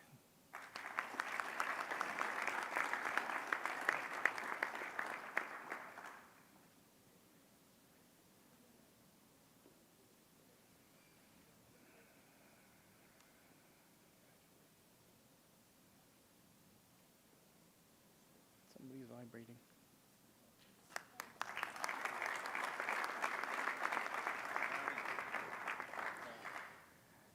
John Thomas Kelly Memorial Scholarship is awarded to Lauren Ann Lepori.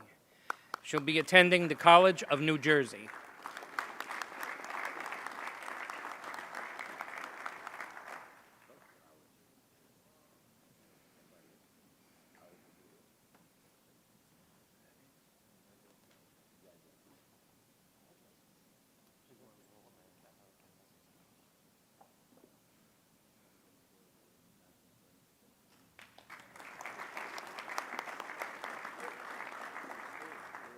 The Thomas Bertrand Kirkman Memorial Scholarship is awarded to Kelly Mai Lai. She'll be attending the State University of New York at Binghamton.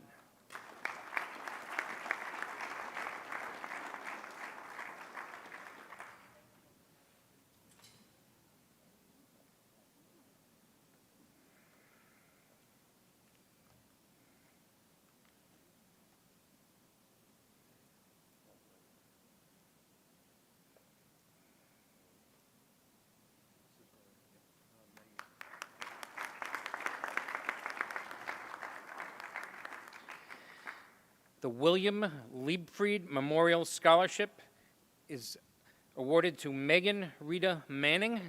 She'll be attending Lehigh University.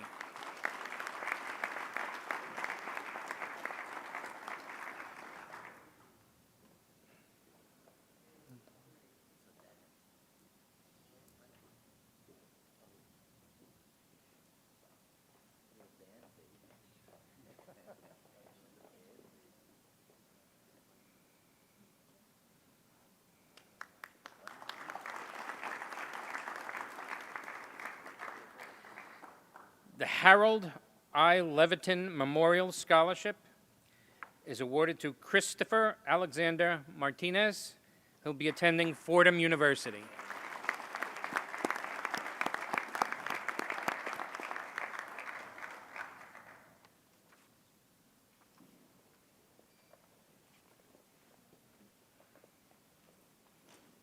Thank you, Vincent. This time I'd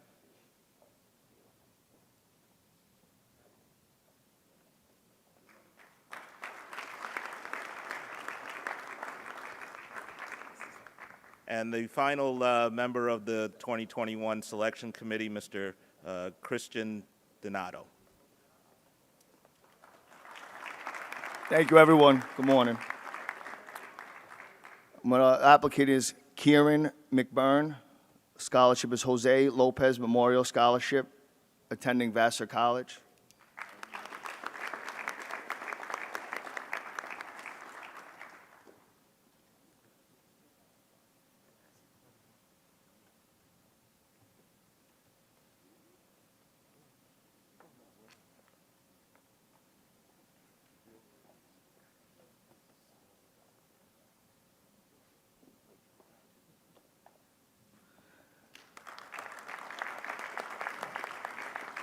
Colin McSpedden, George T. McSpedden Memorial Scholarship, College of Holy Cross.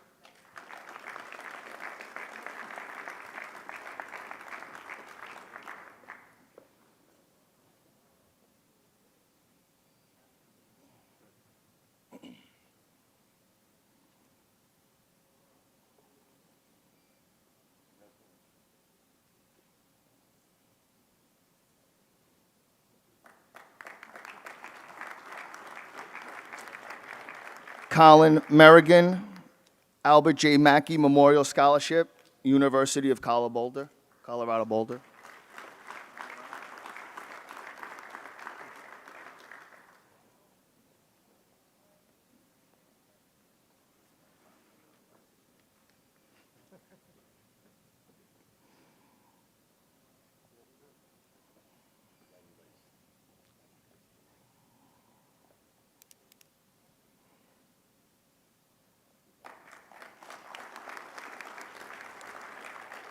Lily McHale, Charles McGovern Memorial Scholarship, Rensselaer Polytech Institute.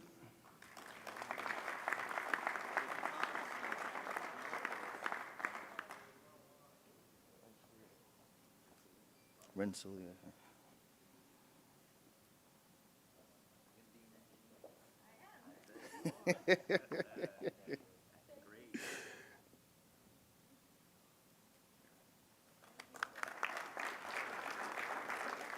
Brittany Oakes, Anthony P. Laurel Memorial Scholarship, State University of New York at Cortland.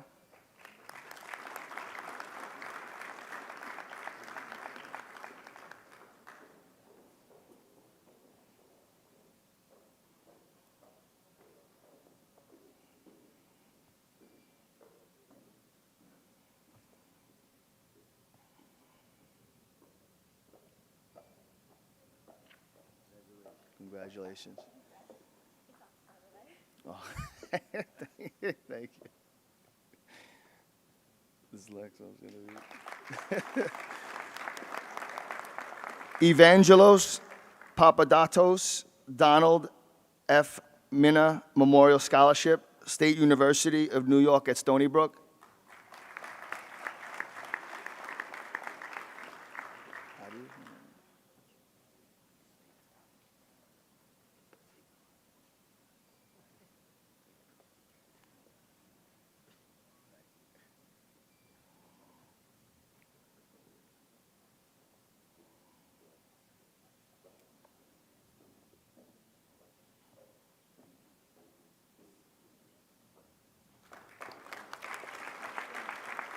Jillian Schulman, U. Morgan Memorial Scholarship, Ohio State University.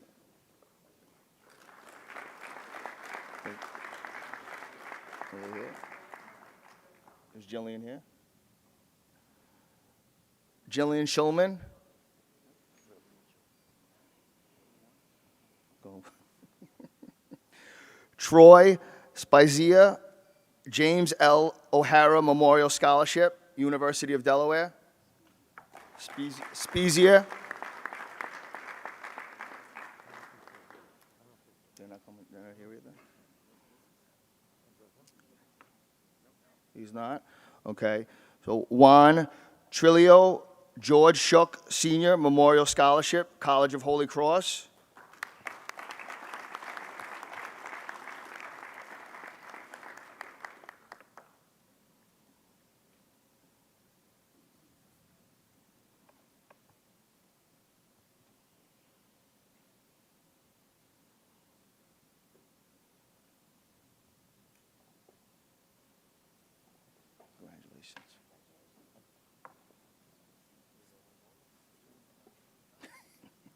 They look younger and younger. Card him. Kelly Young, Walter D. Whitlaw Scholarship, attending Duke University. Another note. Nope.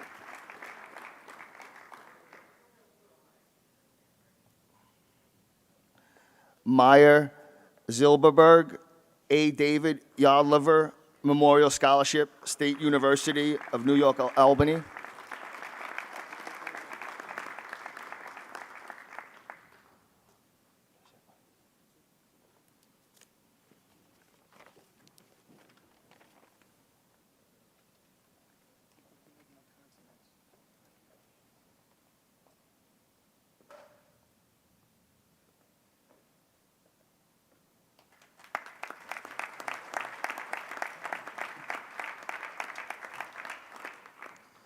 Thank you again to the 2021 Selection Committee. I know it was hard work, but they did a fantastic job. You are all well-deserving recipients, so another round of applause for the recipients.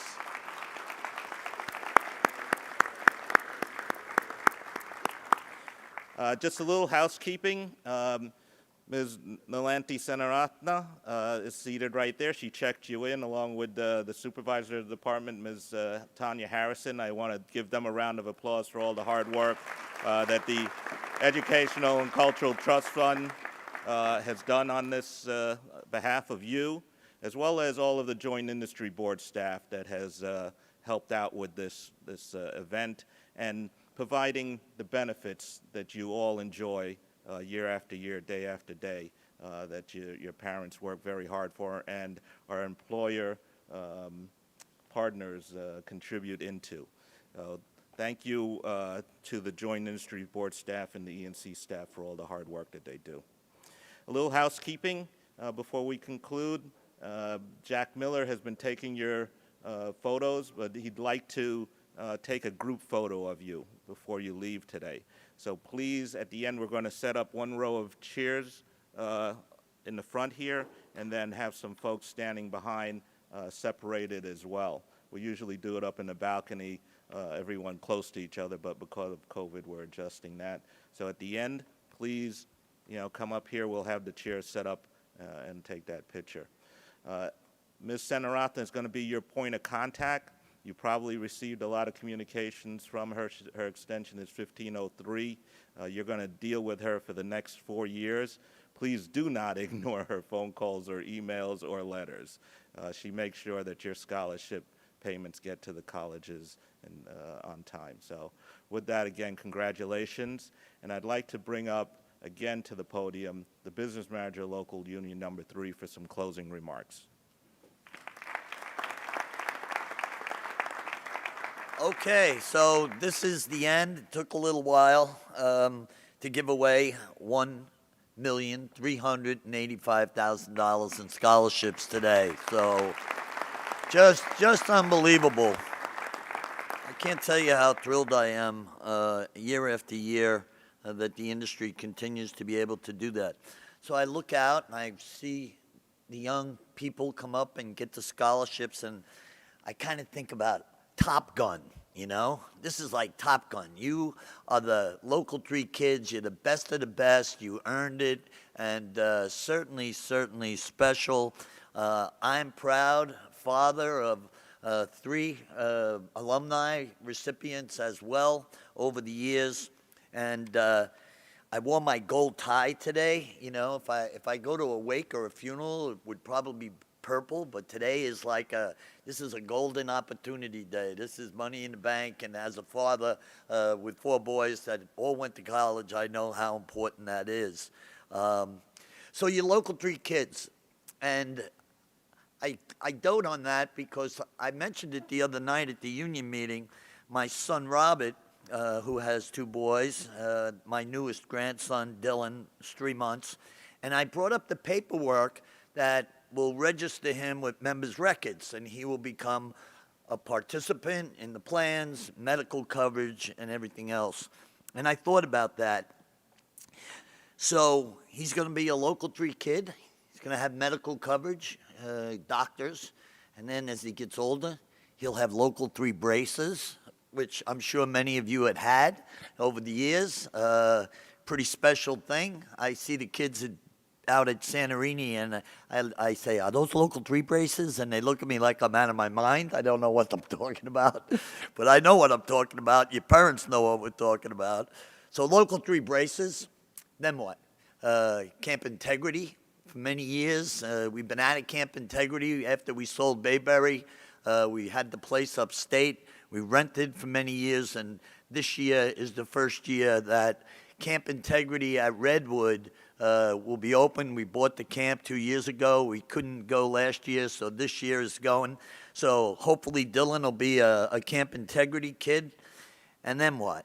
Maybe a scholarship, and then maybe an apprenticeship, and become a journeyman, and work 40 years in Local 3, and then retire in dignity, and collect another 25 years of pension checks.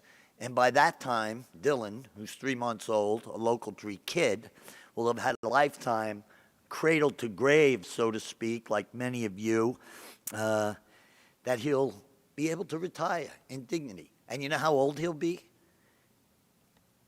Or what year it'll be? He'll be 80, and the year will be 2101. And that's just amazing. A life of one child. And we have thousands of them. I want to reflect quickly as I think about what I'm going to talk about. Things go through my head, and the older I get, they come a little slower, but they're important. I think about growing up. As a teenager, I was born in 1955, so my world is certainly a lot different than your world is growing up. And think about the phases that a kid goes through, or phases that my generation went through. You know, I didn't wear saddle shoes, but you was collegiate, and then you wore a leather jacket, and then you went to disco, and you kind of went through all sorts of phases growing up, exposed to a lot of different things, and you didn't know where you're going to fit, but eventually you fit. And my fit was in Local 3. And as a trade unionist, if somebody asked me, how would you describe yourself, you know, you'd say I would say trade unionist. You think about the spectrum, the whole spectrum, from the nuts that attacked our Congress on January 6th, the QAnons, the crazies, the genuine, moderate, conservative Republicans, to the left wing of the Democratic Party, progressives, and on, moderate Democrats, and then Democratic socialists. You know, Ocasio, she's got a big play today. I've read their objectives of the Democratic Socialists of America, and if you read it, I would hope you would have some concerns, as I do, because it's not a place where I'm going to go. Am I a liberal? Am I a progressive guy? Local 3, we're a conservative building trades union. So there's a spectrum of places where you may end up. And I certainly want you to make sure that you keep it in check, that you are a Local 3 kid, that everything you have was brought about because your parent was a member of Local 3. And I would Google trade unionist and take a look. The trade union movement has been beat up for a long time. long before you were even a thought. 1980, Ronald Reagan fired the air traffic controllers in the United States. And that was a signal to America for a union-free environment. And corporations have reveled in that battle for a long, long time.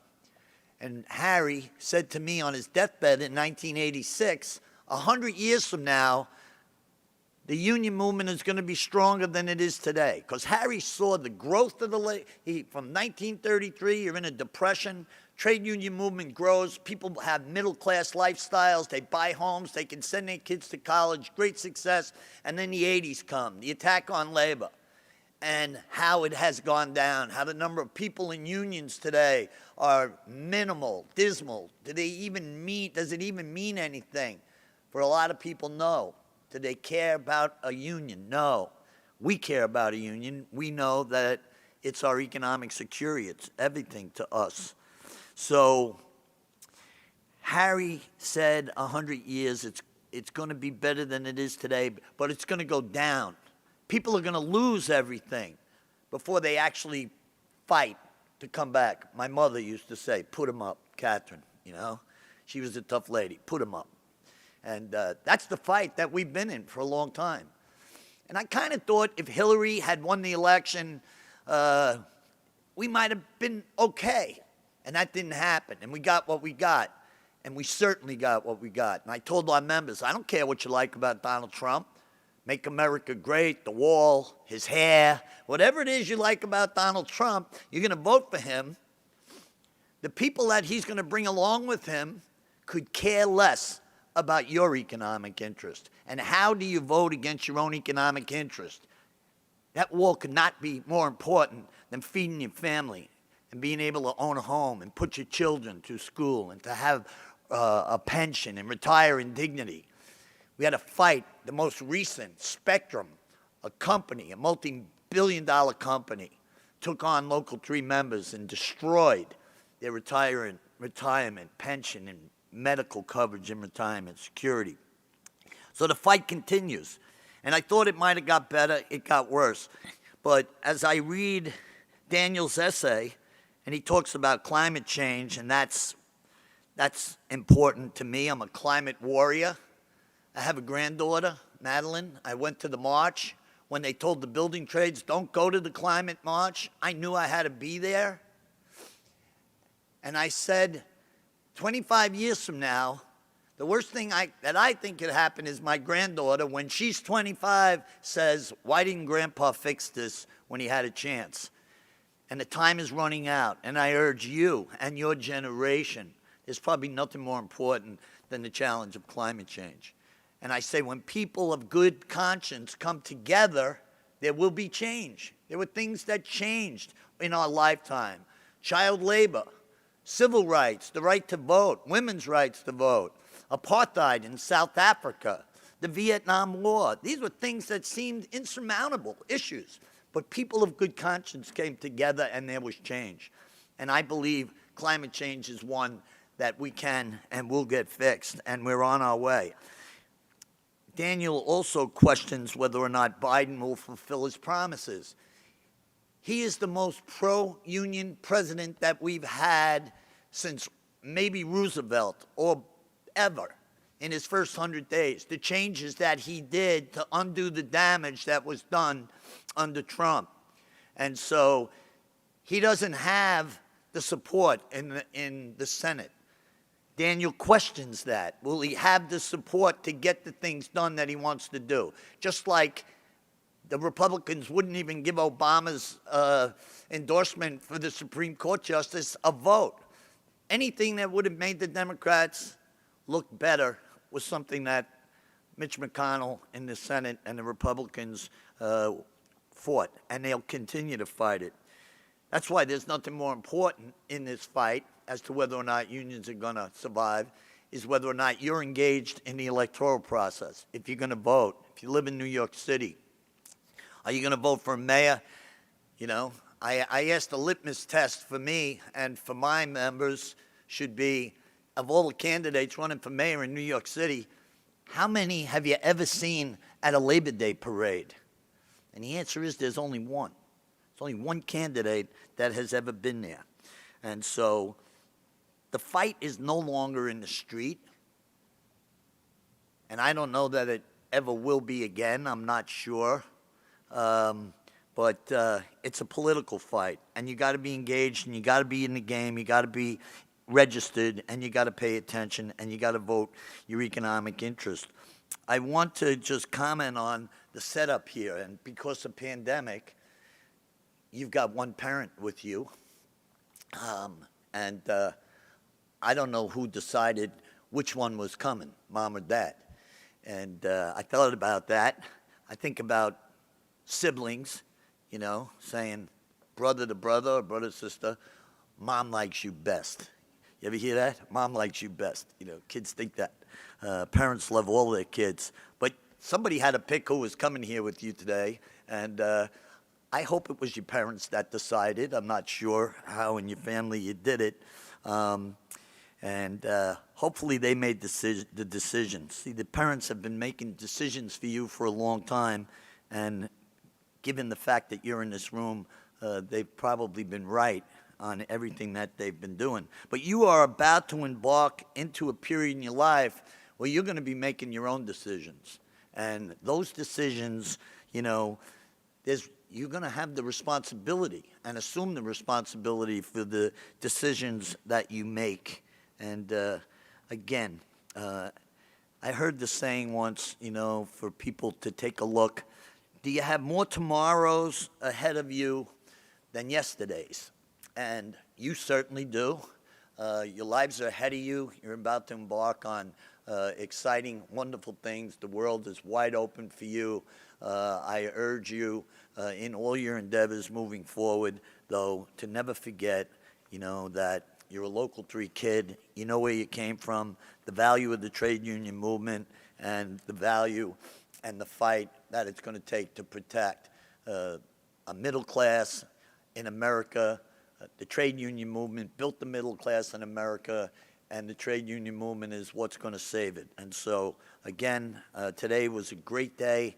I've spoken a long time, and I'm done. And again, congratulations. I want to thank Michael. He did a great job, and all of the dais and everybody and all of you. Thank you very much, everybody.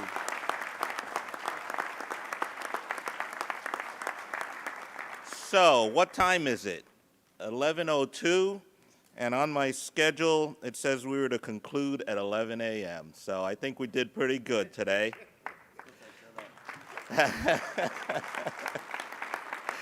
Congratulations once again. This concludes our program, but please, recipients, we're going to set up the chairs.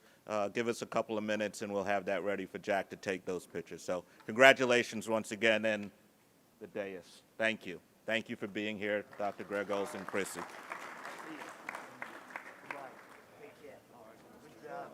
Good job, everybody. Thank you. Thank you, Michael. Thank you, Chris. I hope you sent them the link. I think he was A little hectic. Yeah. good. Yeah, he said he did.